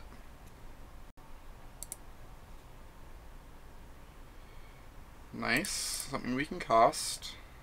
Casting this lets them counterspell it.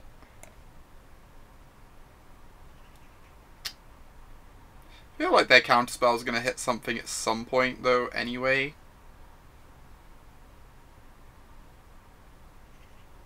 Also, if they had a counterspell, they'd have countered our Vial, so they'd have had to draw it this turn. So I'm just going to play this.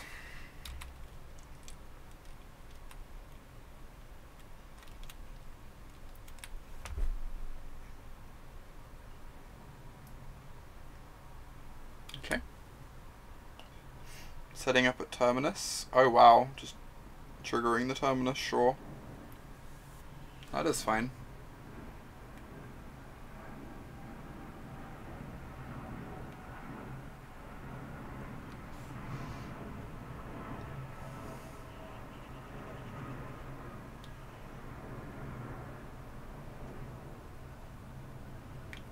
Getting a 1-for-1 out of a Terminus is pretty okay with me, I think.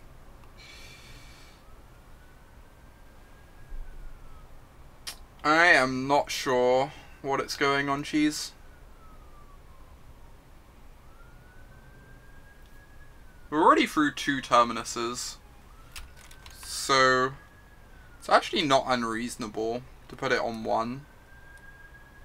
I think I'm inclined to put it on 1 because, like, there's only 2 Terminuses left in their deck anyway, and putting it on 1 makes it really hard for them to set up Terminuses as well.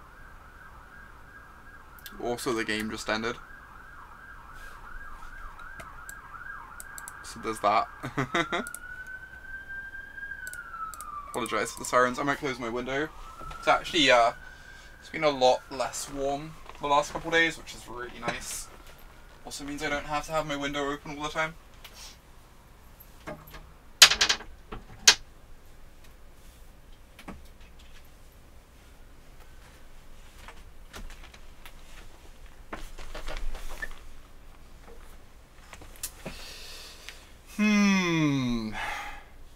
Right, Jace is a problem.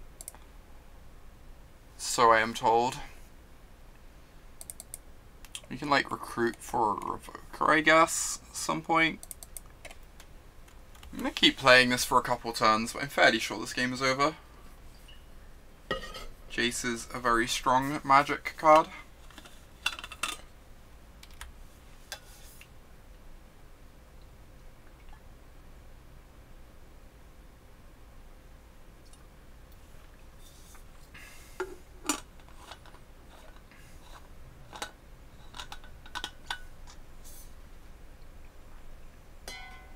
I wonder if they actually keep in back to basics against us or not. It doesn't do a huge amount. Obviously it's looking pretty good this game. You can see a world where Recruiter gets us back in here with Vile Flicker shenanigans. Yeah, it's not impossible by any means.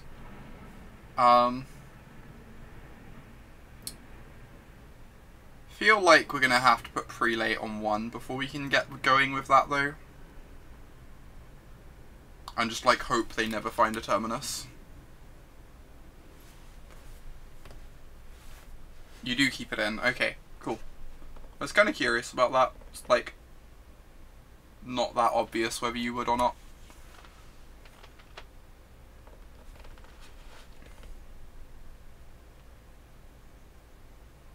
Main deck Mentor.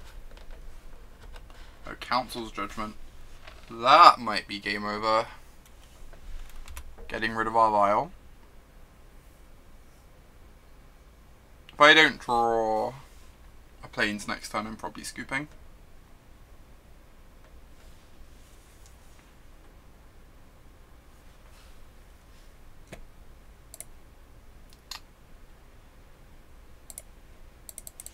Can you still EOT Vile and have the back to basics come back at the end of your next turn? Yeah, you can do that, Raisin. You can do it in end step. Anything you Flicker Wisp in end step comes back on the next end step.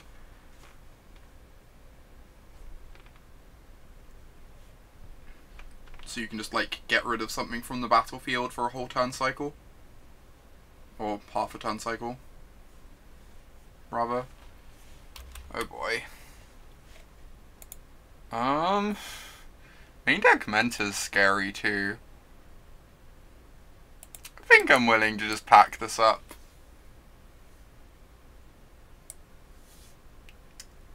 move on with my life. I don't think I'm coming back here. Jace is very good, so I'm told. Right, Cataclysm, Gideon, Council's Judgment. Think that's it. I've never played this matchup before, so all advice is appreciated, but I think these are the appealing ones. Jitte seems like the worst equipment. I guess Batterskull's pretty bad too. Maybe Batterskull's worse than Jitte. Jitte deals with Mentor a tiny bit.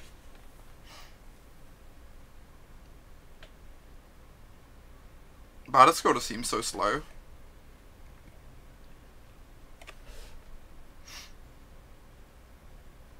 So this is like an option to cut.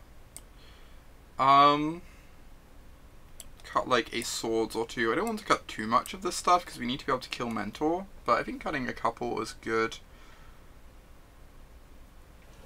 I need to cut 2 more cards. Oh, I've heard people say they actually cut a couple Mother of Runes in this matchup, which kind of makes sense to me. Like, you just don't want to overcommit into Terminuses, which makes these a lot less impressive. It's possible they're just like all bad. I'll keep in 2 for now and see how we feel about them.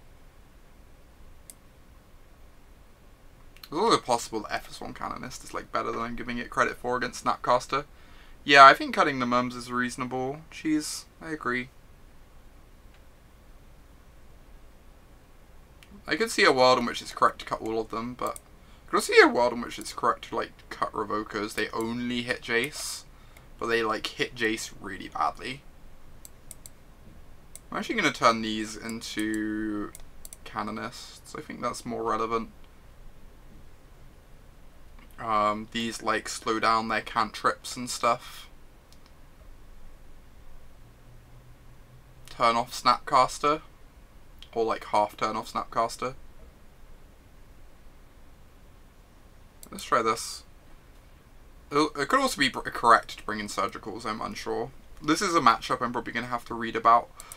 How many decks have you played so far? I've played like maybe 6 or 7 different decks. This has definitely felt like the best deck that I've played by like a fair margin.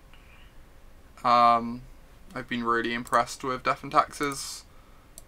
I've been impressed by Grixis control, even though my results have been fairly mediocre. Like my results with Grixis control have not been good, but the deck has felt very powerful to me, and like it lines up like very well against all the fair decks, so I could see that being decent. Sneak and Show has looked really good, but I've not played with it yet. Rug Delver seems like people need to like figure out how to like tune it for like new Legacy, but it could be good. I think in its current form it's like kind of unexciting. We'll see though.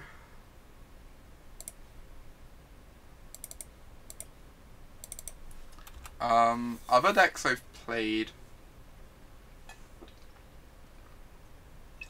I played Esper Stoneblade, which I was initially really excited about, but I came to the conclusion it's just like way too clunky.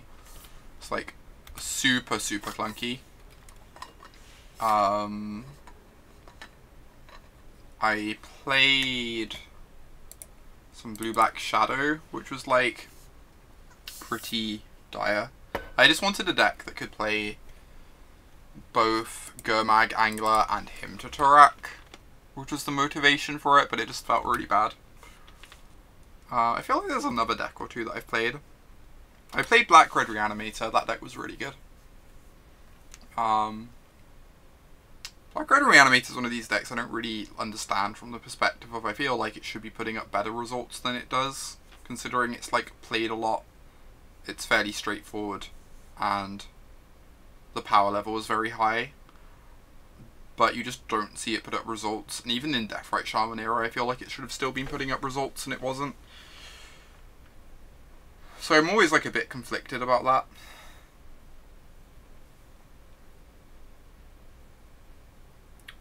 Like maybe it is just like too inconsistent or something, but It's always seemed impressive to me, anyway. I'm excited to get this arena online. We have swords to protect the arena too. This turn we're just going to play Gideon though, I think.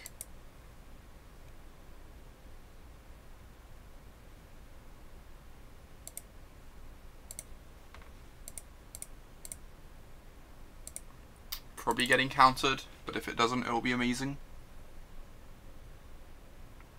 I could see Blue-Black Reanimator being decent. It seemed fairly scary whenever we played it against it.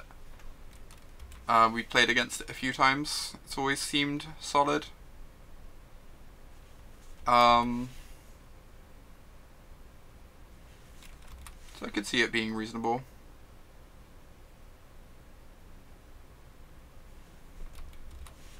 I've yet to actually play with it though.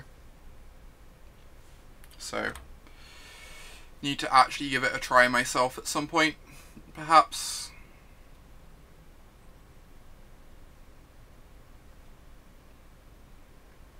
I am concerned that the Blue-Black Reanimator list might just... like, the explosiveness of Red-Black is just so unreal. It's so much more explosive than Blue-Black. Obviously, like, you don't get the counter magic as interaction, but you get to just turn one people a lot, which is really exciting.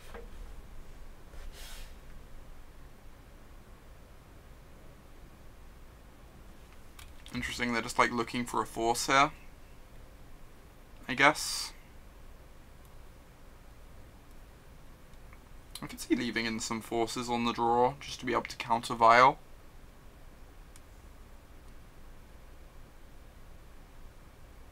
I have never seen Suicide Black since I started playing Legacy, which has been about 4 years.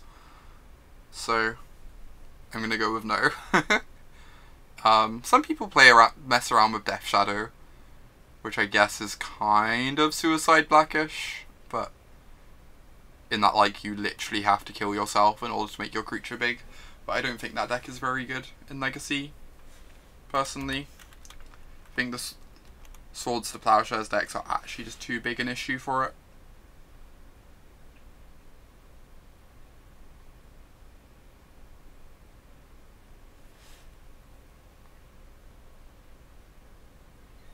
Or at least that's how it felt when I was playing it. Like, maybe I was playing it badly or built it incorrectly or whatever, but it felt like playing against Swords to Plowshares just felt like a nightmare.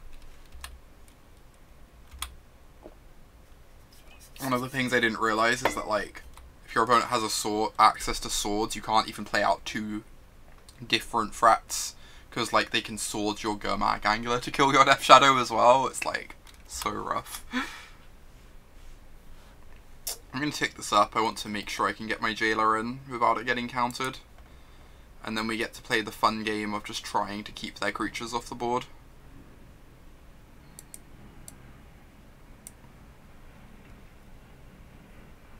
It's possible we need to just leave in more swords, so that we can, like, play a better Palace Jailer game. If I had 4 swords in my deck, I'd feel a lot safer putting this Palace Jailer into play, whereas as it is, like, it feels a tiny bit perilous. They don't need that much to go right to claim the monarchy for themselves. So it might just be that I just have to leave in all 4 swords to Plowshares if I'm on the Palace Jailer plan.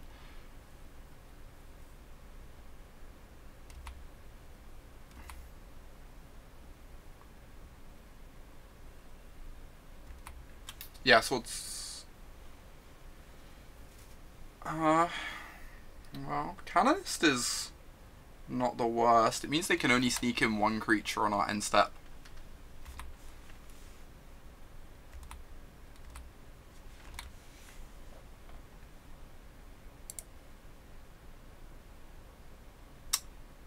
Brightling is also interesting.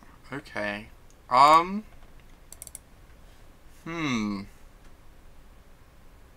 Do I just want to play Brightling? Just, like, grind through removal? It sounds interesting to me.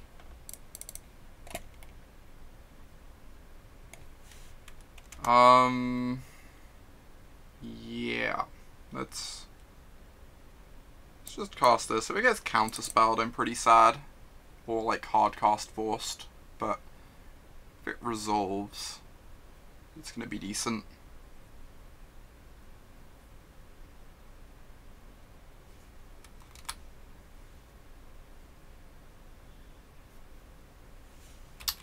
Incoming hardcast force.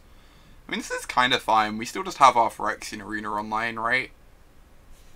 Whilst they're doing this. We can also cast our Canonist as well. Yeah.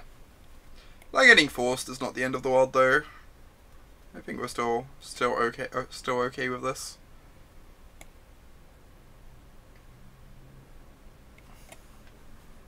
Yeah, Brightling. Brightling's been solid so far.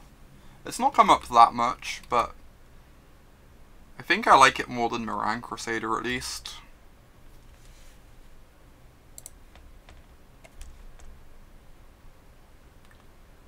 Alright, what am I doing? Yes, I can suit up Canonist and just swing. Force them to use a removal spell on it. I'm like tapping weirdly because of back to basics. I don't want to lose too many lands to a back to basics.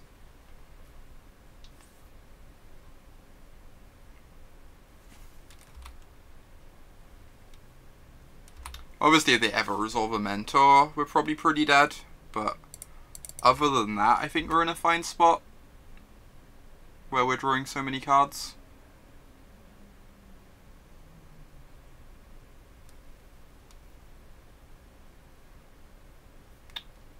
Sure, that's fine. Alright, cast my Stoneforge Mystic.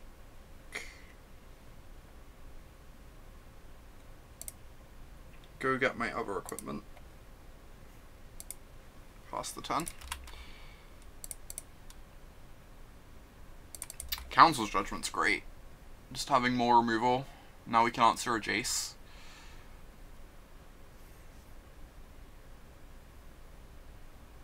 I almost wonder if we could like cut a single Stoneforge Mystic where we're down to just the 2 targets, and like neither of the targets is. His sword's pretty exciting. Jitte is like kind of medium.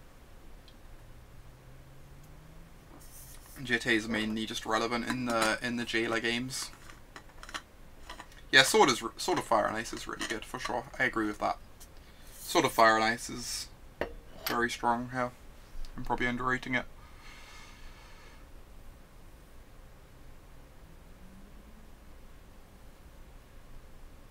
I'm actually ahead on clock for once in my life. Rare occurrence. Oh god, Snapcaster. That makes things a bit more real.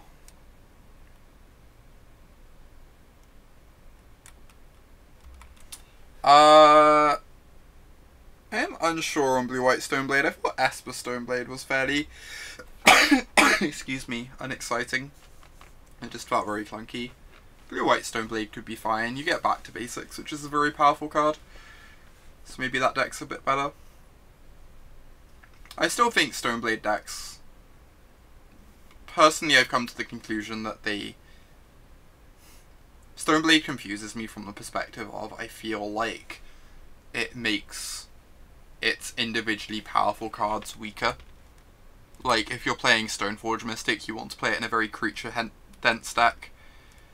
If you're playing counter spells, you want to play it in a deck where you're not playing sorcery speed so much.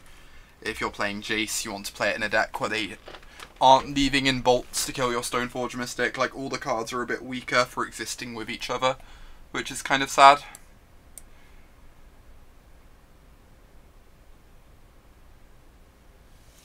This Vali is so good. Force them to use the swords now. And we have Karakas in play too.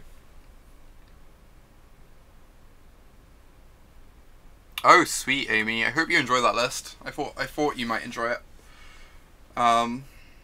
It's like a nice list for like, intro modern deck. I think so anyway. I don't really want them to force my sword, but I'm going to be attacking with the Stoneforge Mystic anyway this turn, so like, it's not like I'm going to have to hardcast this at some point, right? I might as well do it now. Oh, it costs 4 mana because I cast Thalia first. I wasn't expecting the Thalia to just resolve about them swordsing my Stoneforge. Okay, this makes things more confusing. Yeah, Thalia. You're right, you're right. I really want to get counters on this Jitte. I guess I just accept that my Stoneforge is trading with the Snapcaster and that's, like, fine. Right?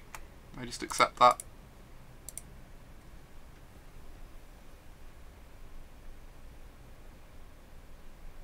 I just want to make sure I get counters on this Jitte so I can keep creatures out of play, so I can, like, keep being the queen. I think that's the most important thing, just making sure we hold up our monarchy.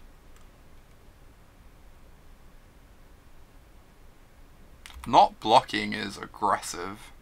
Jeez. That is surprising to me. Okay, interesting.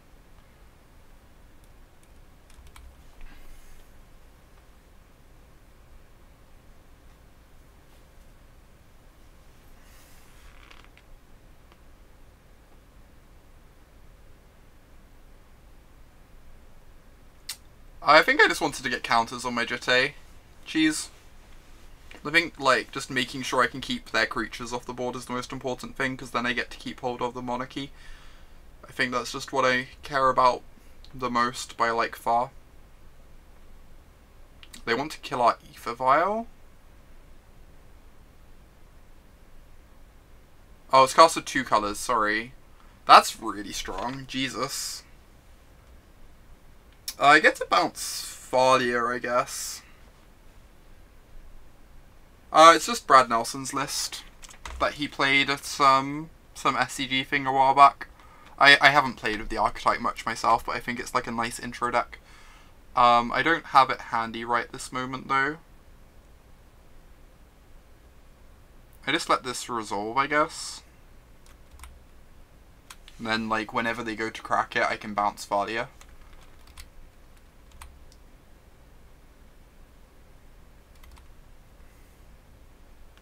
This way I get to vial in my sword with my Stoneforge Mystic, since they're just passing the turn, right? Makes sense. I say vial. I just refer to Stoneforge Mystic as an Aether Vial sometimes. It's kind of an Aether Vial, in a manner of speaking. So I guess I just kill the Snapcaster and attack with both. No, I can't attack with the Stoneforge. I can attack with the Thalia. Then they just chump with the Snapcaster. So I have to, like, kill the Snapcaster. Then I get to attack with Thalia.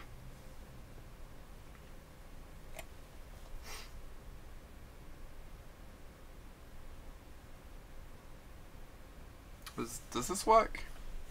I probably don't quite force them to do it, is the problem. But I'd like to cast my Flicker Wisp, or recast my Thalia. I guess, post-combat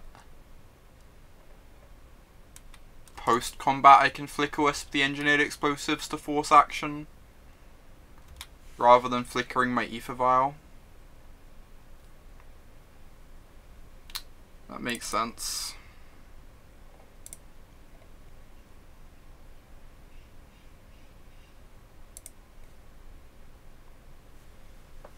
Oh, I was probably meant to tap a Wasteland here. I'm actually going to use all my white mana this time, because I don't have to... Because I want to, like, activate Stoneforge. Although I think I had to play the Crackers anyway, so it's fine. It's fine.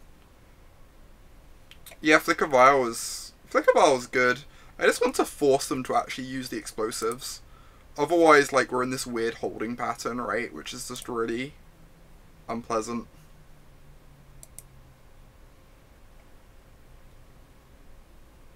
Like, this means I just get to, like, put my Thalia back in play post-explosives, which is fairly appealing to me as well.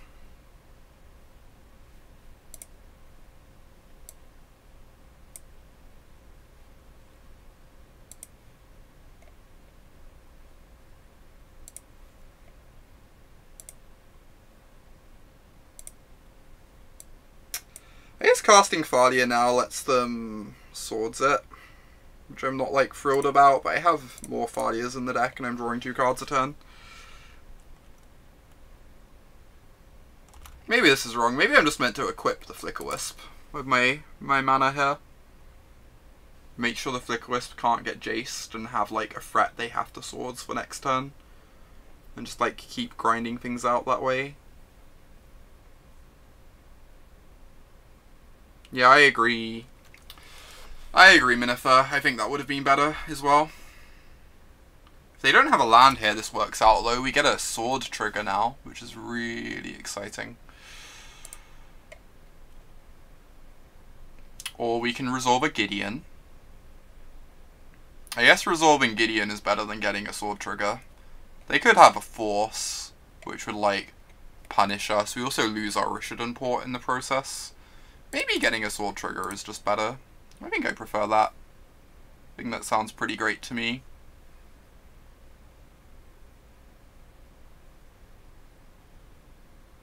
We get to deal 2, 5, 6, 7, 8, 9 and put them to 4. And suddenly, like, every threat is lethal for the rest of the game. Oh, whatever. I'm not gonna get cute.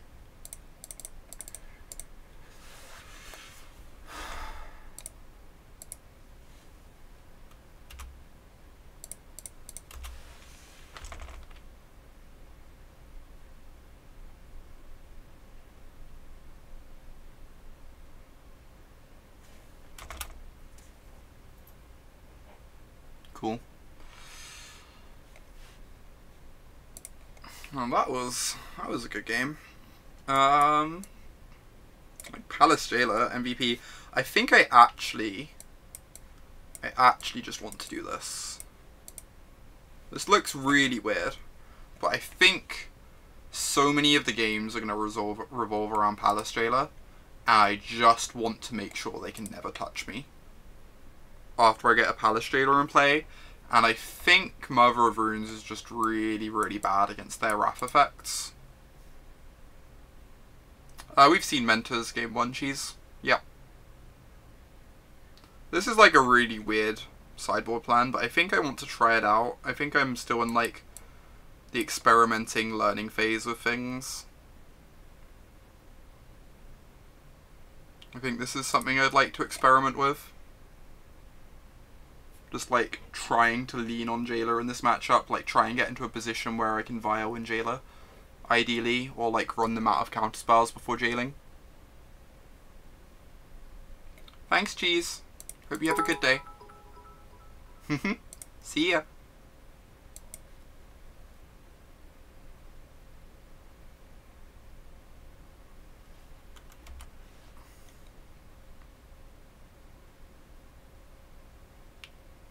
Okay.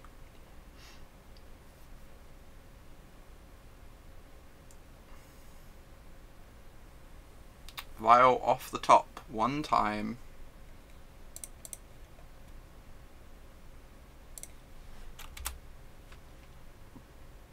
This is still fine. Got a couple 2-drops, or few 2-drops. Thalia is really, really good.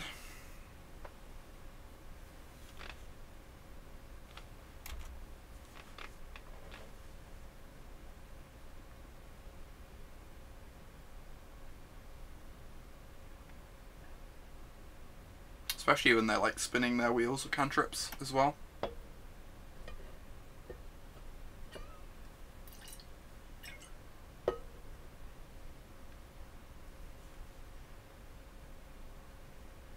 Interesting. They found their second land.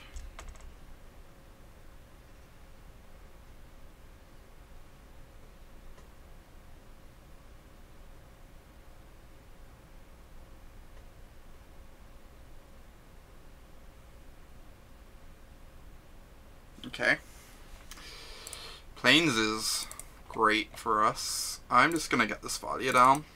Just like make all of their spinning their wheels much slower and more clunky.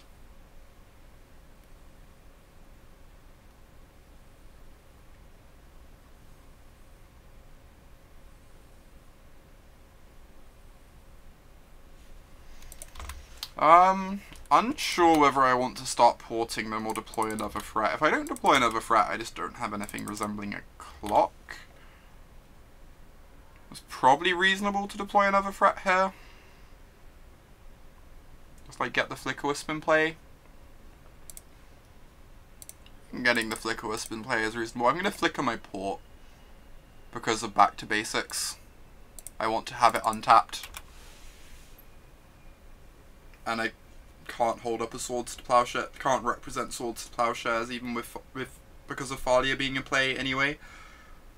Holy shit. Is it Staticaster? That's strong. Played the absolute worst combination of creatures against the Staticaster.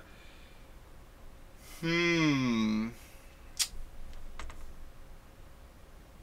Arcanlevin. I really wanted to hit a land there. Oh my god, they get to clique away my Jailer anyway. I guess the Jailer's not great with them having a clique in play at the moment regardless.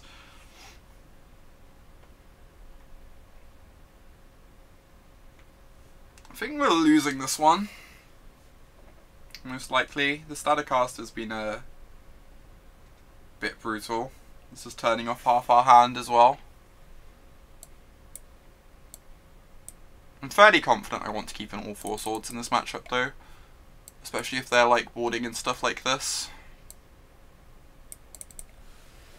They do only have 5 minutes. I think they're gonna be fine. 5 minutes is a long time. If they spend half a minute on clique triggers though, maybe we have a chance. What did they get? They got rid of Stoneforge Mystic? Huh. Gave us a land. Now we get to Jailer their clique and try and dig for our swords. Please no force. Please no force. Please no force.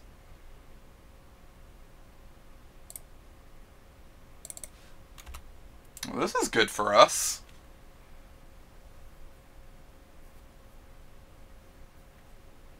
Jailer continuing to be messed up. I wonder if I want to try out a second copy. Like, Michael Bondi was playing a second copy. It kind of looked great.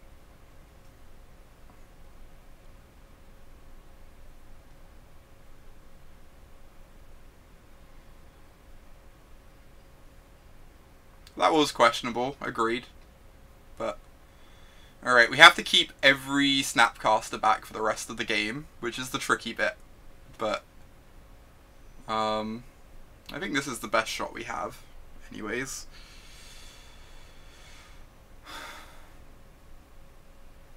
If I slam Gideon next turn, then they have to like get the 2-2 out of the way, and I still just get to keep making 2-2s even if they steal the Monarchy. Pretty sure we just play Gideon here.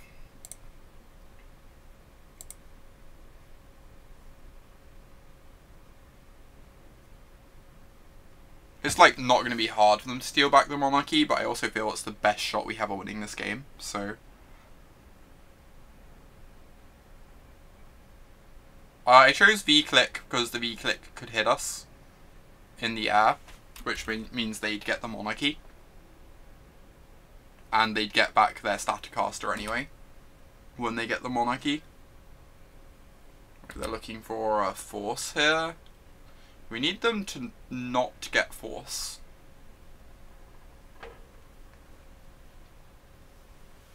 Force would be problematic. Resolves. Resolves. Sick. Go. You have 3 minutes, friend.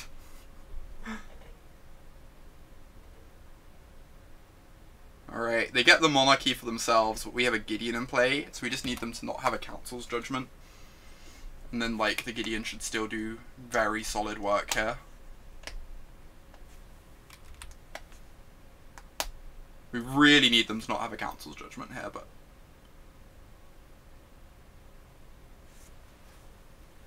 Like, obviously it looks bad, this game, that Jailer has given our opponent access to the monarchy. But Jailer was also the literal only way we were in this game. So I think Jailer is still just, like, really good. And that this game is, like, more of an argument for Jailer than against one. Against. Just because of the fact it's, like, giving us this shot in the first place.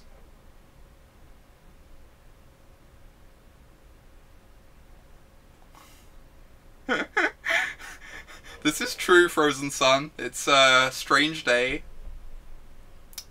No one really understands it, but here we are.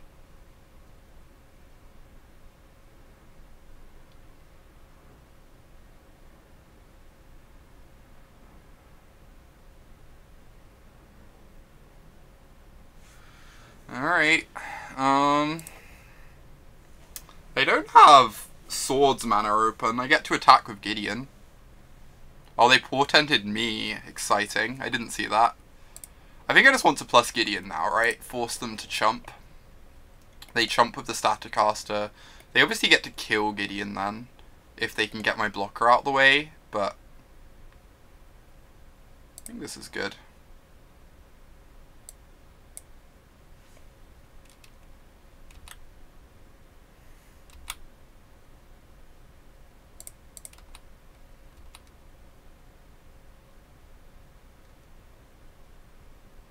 They're gonna chump with the Clique. Aren't we okay with that though? Because that means they can't kill Gideon. That seems really good. Oh, if they block with Clique, you know they won't have removal. That makes sense. That makes sense. Alright, let's go Vile. And then probably Thalia. Oh no, they have Staticaster still, so we just cast Canonist. They kept the Staticaster. Yeah, so we play Canonist.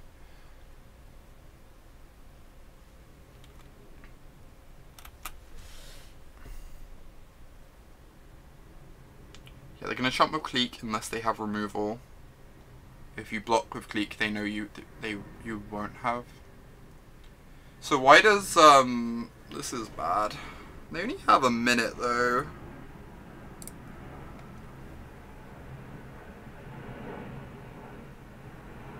Anything that's like, yeah, they just can't kill us in time, I think. As annoying as the Staticaster is. Get another Canonist in play.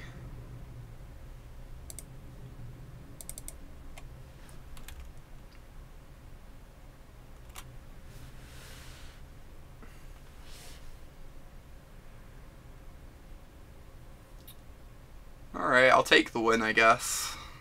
I guess they could still mentor, maybe, to have a chance. Jace is probably going to be too slow.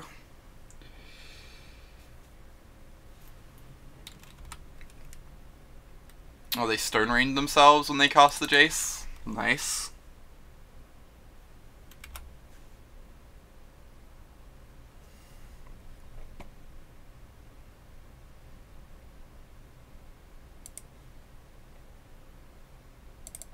Okay.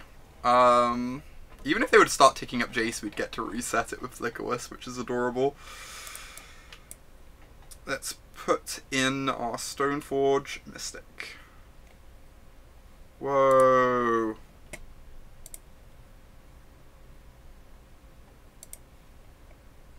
Let's cast our Stoneforge Mystic. There's just no way they can win in 20 seconds. I'll take the win. Alright, we're probably losing that game in reality, but the Staticaster was scary. I think I really like that sideboard plan though. Just take out all the Mother of Runes, keep in all 4 swords.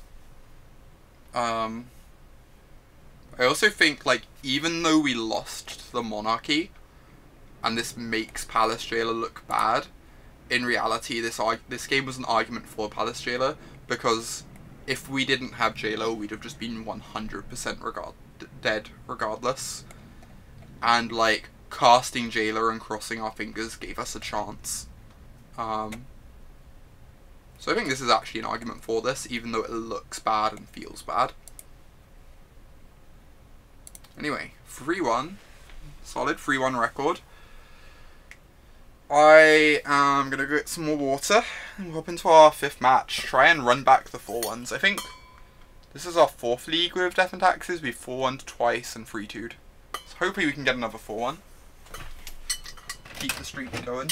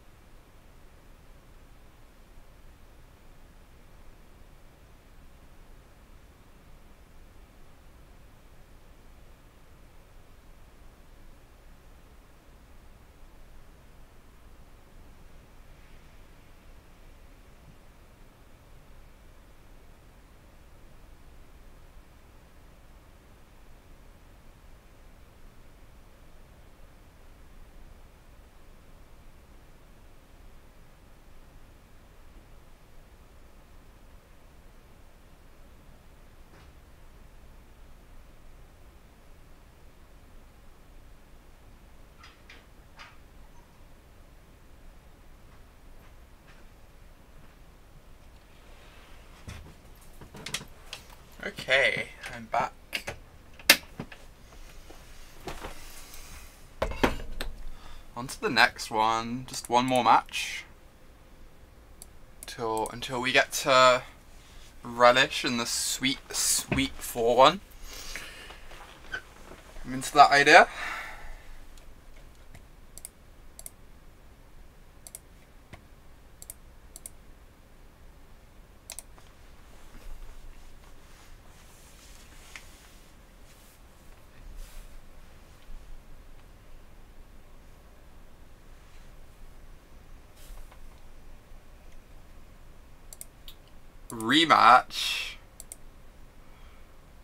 Rematch time.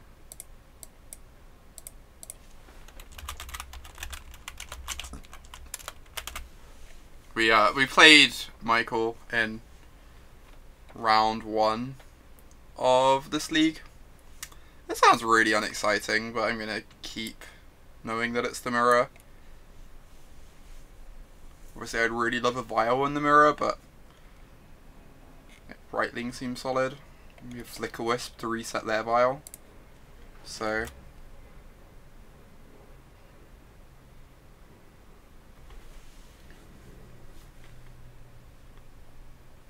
oh, it's a different deck. Maybe Temur? This is rough. This is our actual worst matchup, right? I don't know if I can afford to swords this. I guess I have to. I feel like I can like swords this, hope to like slow his development long enough to find a Jitte maybe. This might be wrong.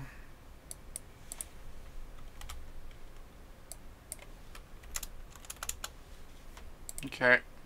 I'd love to be able to cast this next turn and then equip it the turn after, but obviously Thalia does not allow that.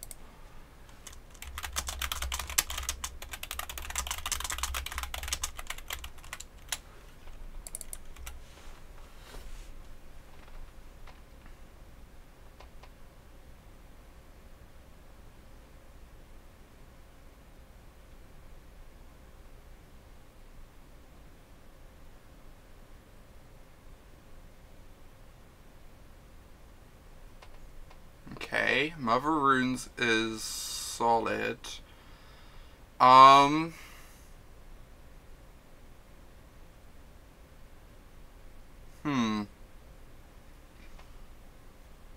guess I'm just gonna run this attack with Thalia. They probably don't block, I assume. I could play it safe and Flicker Wisp something out of the way though. I'm really unsure on what's correct here. All of these seem like very medium.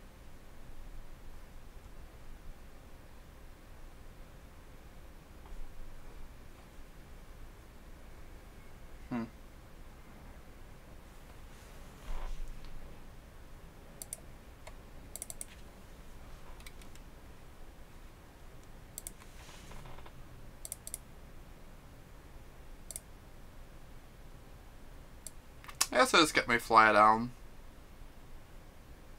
Then I can hope to like rip a land next turn.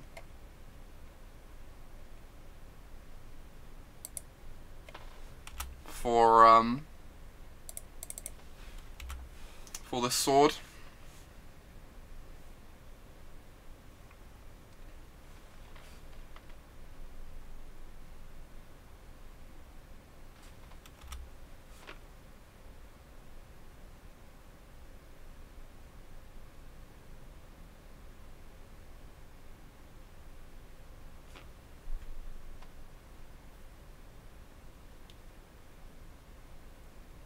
Alright, take 2. It's not the end of the world.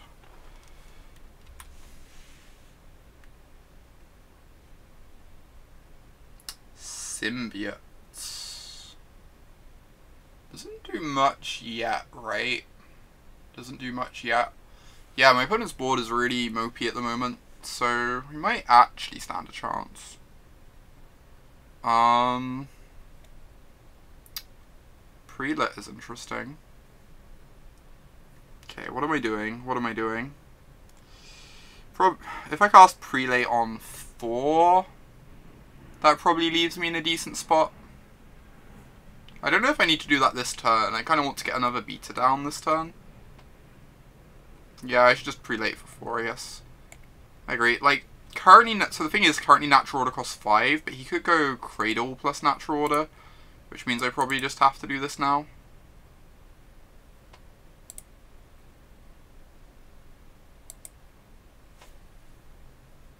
This is good.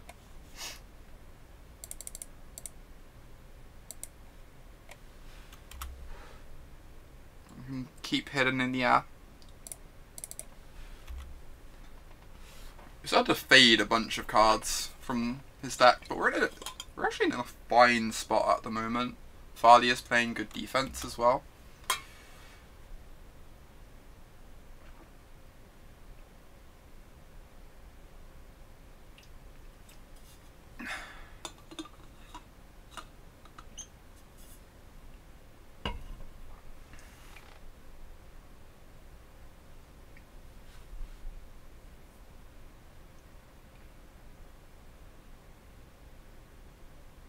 What is this? Green Sun Zenith? For 1. What does this find? Oh, does this... I'm unsure what this finds. not nearly familiar enough with elves.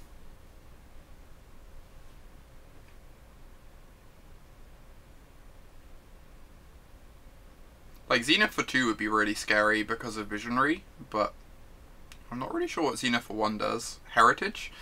I don't understand what... I guess Heritage out a Craterhoof, maybe?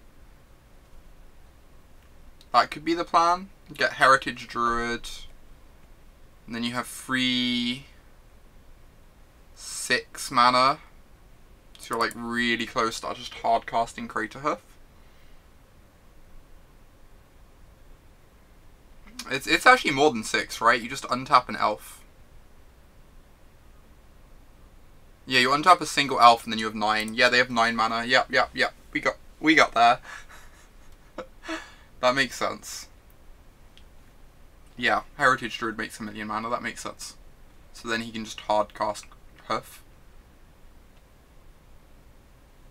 Oh, I just got another symbiote. Okay. We're being spared.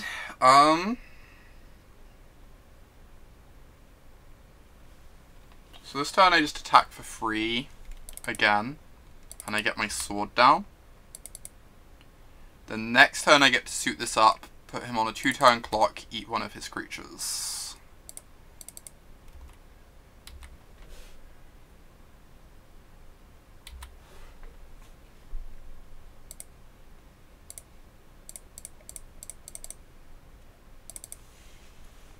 On the beatdown plan. Interesting. I'm not sure the beatdown plan races the sword, but I guess he didn't know about the sword, so that makes sense.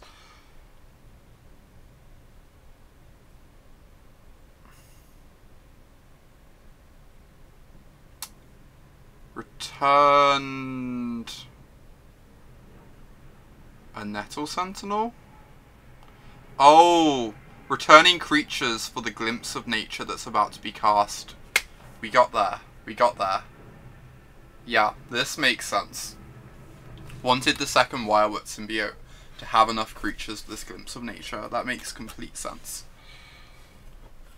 We got there.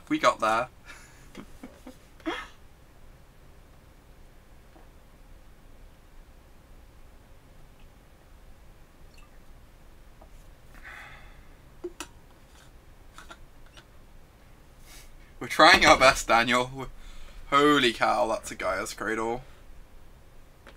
That's probably the best draw in the deck. We are now in a lot of trouble.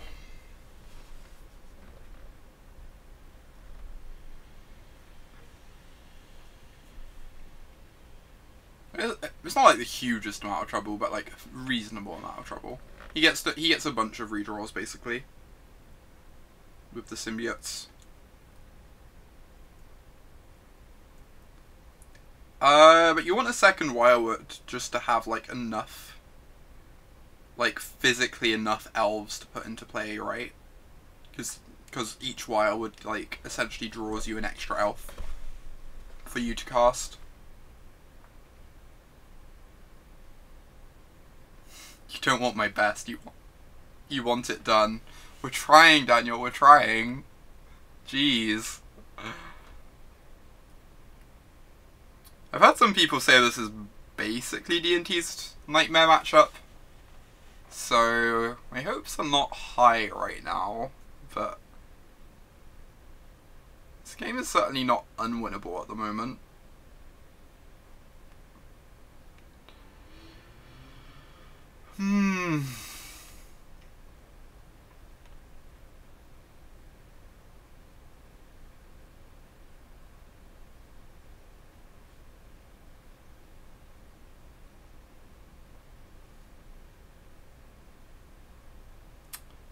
Alright, we get 1 on tap. That's a nice start. Jeez. Okay, let's equip the Flickerwisp.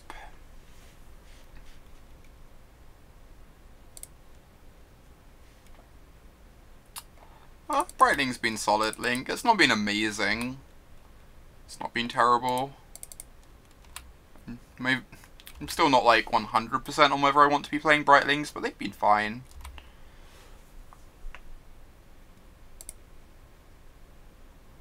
So I just kill a Wirewood here, right? And then the Flicker Wisp gets them next turn. This lets them... I guess they can Rec Sage the sword anyway to buy a turn. Oh no, they can't because of the Mother of Runes. Huh. Yeah, do I want to kill the Wirewood or deal 2? Dealing 2 means that if they Rec Sage the sword, I still kill with Mother of Runes next turn. I have to kill a Wirewood. They'll still have 2 Wirewoods though. Like, they want to return creatures. They'll still be able to kill more, return more than enough creatures. I feel like I'd rather play around Reclamation Sage.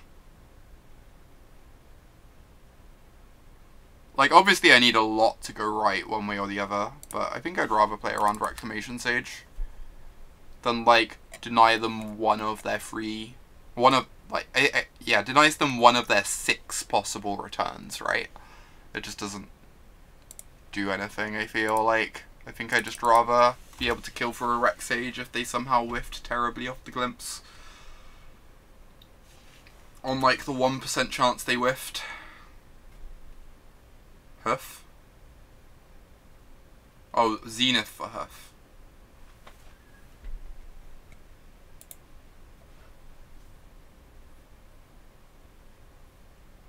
This must be Zenith for Hoof. Uh-huh. Why aren't you a Gaddock, Teague? Why aren't you a Gaddock, Teague? Okay, okay. We tried our hardest. Only mostly got destroyed. Canonist seems solid. Yes, Cataclysm is something. The rest just seems really bad. Maybe they'll forget to attack. Maybe. We can but hope. Right, this does not seem like a Brightling matchup. Thank you, Connor. Thank you.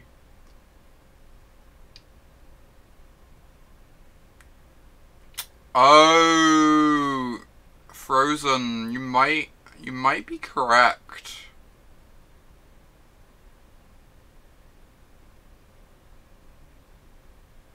No, I think you're right. I think you're right, Frozen. I think we're meant to cycle Canopy there. I agree. I agree, that would have been better.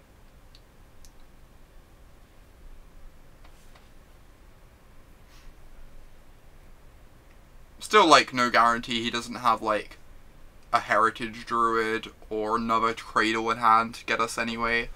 But, like, I think that would have worked out better for us. I agree. This might just not be a Jailer matchup either. Yeah, exactly. Exactly, Michael. Usually cut some Thalias. Yeah, I could do that instead. I feel like there's just so many bad cards. I could cut some Thalias and bring in the Judgments, maybe. Maybe we also just want more flyers. Like, 2/1 flyer for 2 might just be better than some of our creatures. It feels like a path matchup. Giving them mana is, like, very real downside. Oh. Okay. Maybe you're right. Maybe you're right that it's a path matchup. Council's Judgment's probably just too expensive.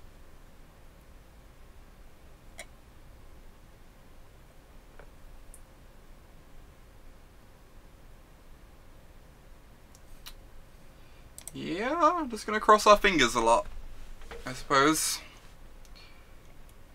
Just gonna hope that no one registers elves at the PT.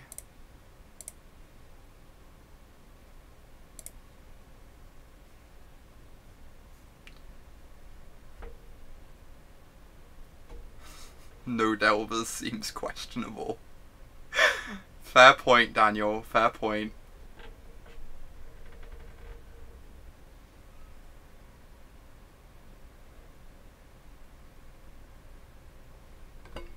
Yeah, that makes sense, Schultz. that makes sense. I think I agree, it probably is a path matchup, even if it feels rough.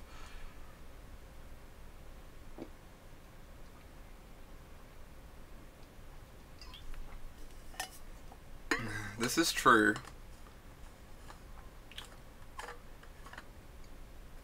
Although we don't currently have Plague in the Grixis board, we have a Deluge instead.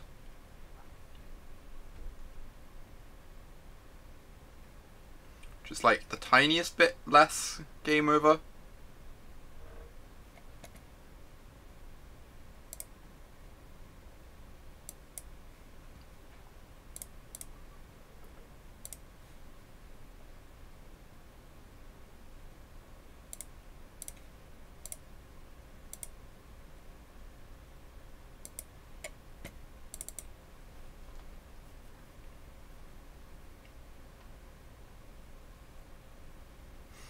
Kept 7. You're not allowed to keep 7. How are we meant to beat 7 cards? That's so many cards.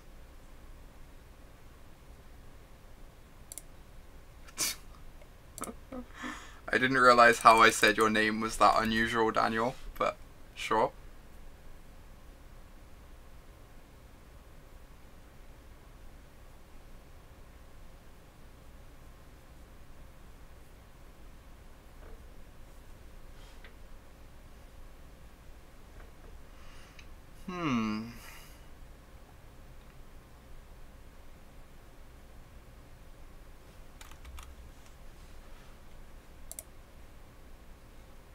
Alright, let's cast our Stoneforge Mystic. I wonder if I'm meant to attack with the Mother of Runes.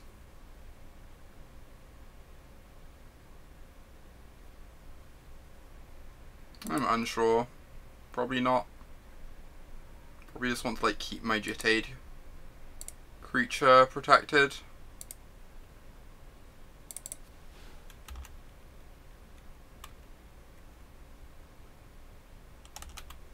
Right, if we rip a land next turn, we can go Swords plus Jitade. Then like maybe we have a chance.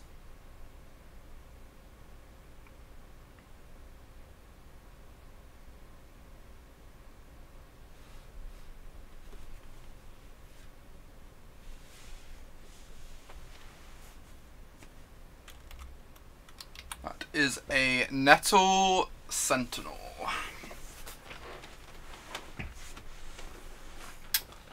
Boo. Yeah, that's pretty good. 1-drop elf, make 3 mana, go wild.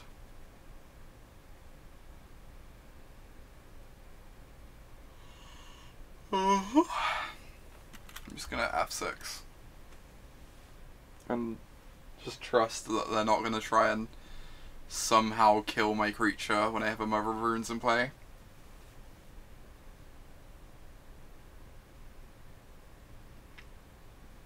Surely they just, Crater her first. Yeah, it's non-creature, it's not Chalice.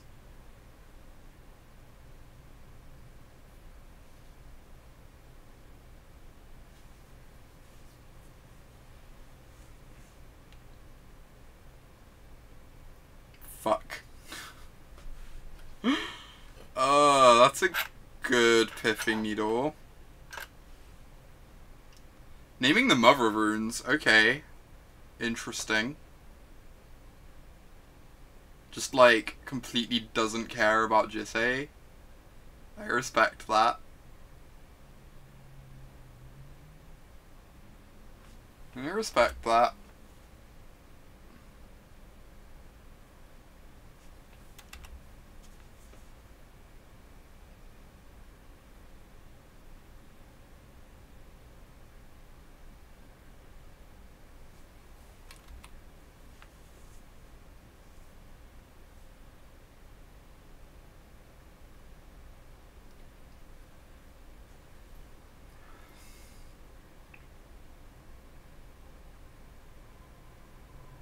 Shaman? I've never seen Shaman in this deck before. Sure. That's pretty terrifying with the stupid, wirewood, right? I just have to take this because I need creatures that I can jitte up. So...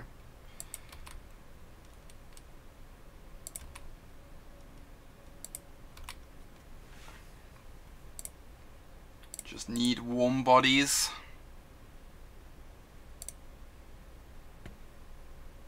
Planes. Yeah. Alright. Equip my Mother of Runes.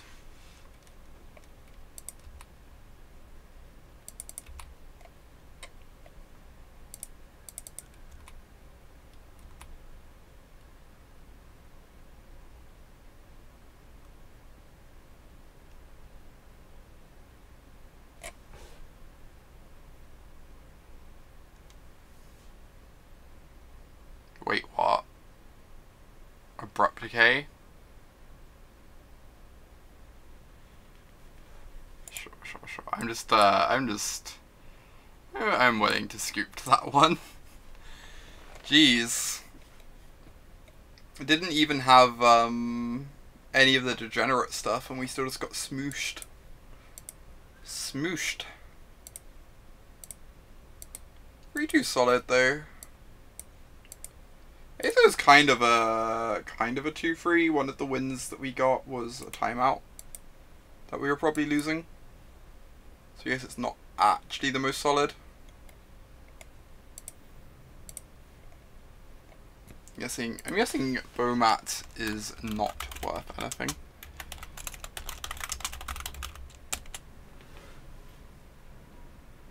Oh well, it's like 2 ticks. Does the Goblin matchup go like that too? I'm not sure. I've never played against Goblins with this deck. The impression I got was that this deck is favoured against Goblins, but the Trash Masters swung things a bit and made it quite a bit tougher. But I've never actually played against Goblins with this deck, so... one thing I am going to do before we play any more games with this deck ever is cut this Horizon Canopy, because I kind of hate it. Just like, want more planes. Planes are great. Okay, that's an exaggeration. Planes are fine.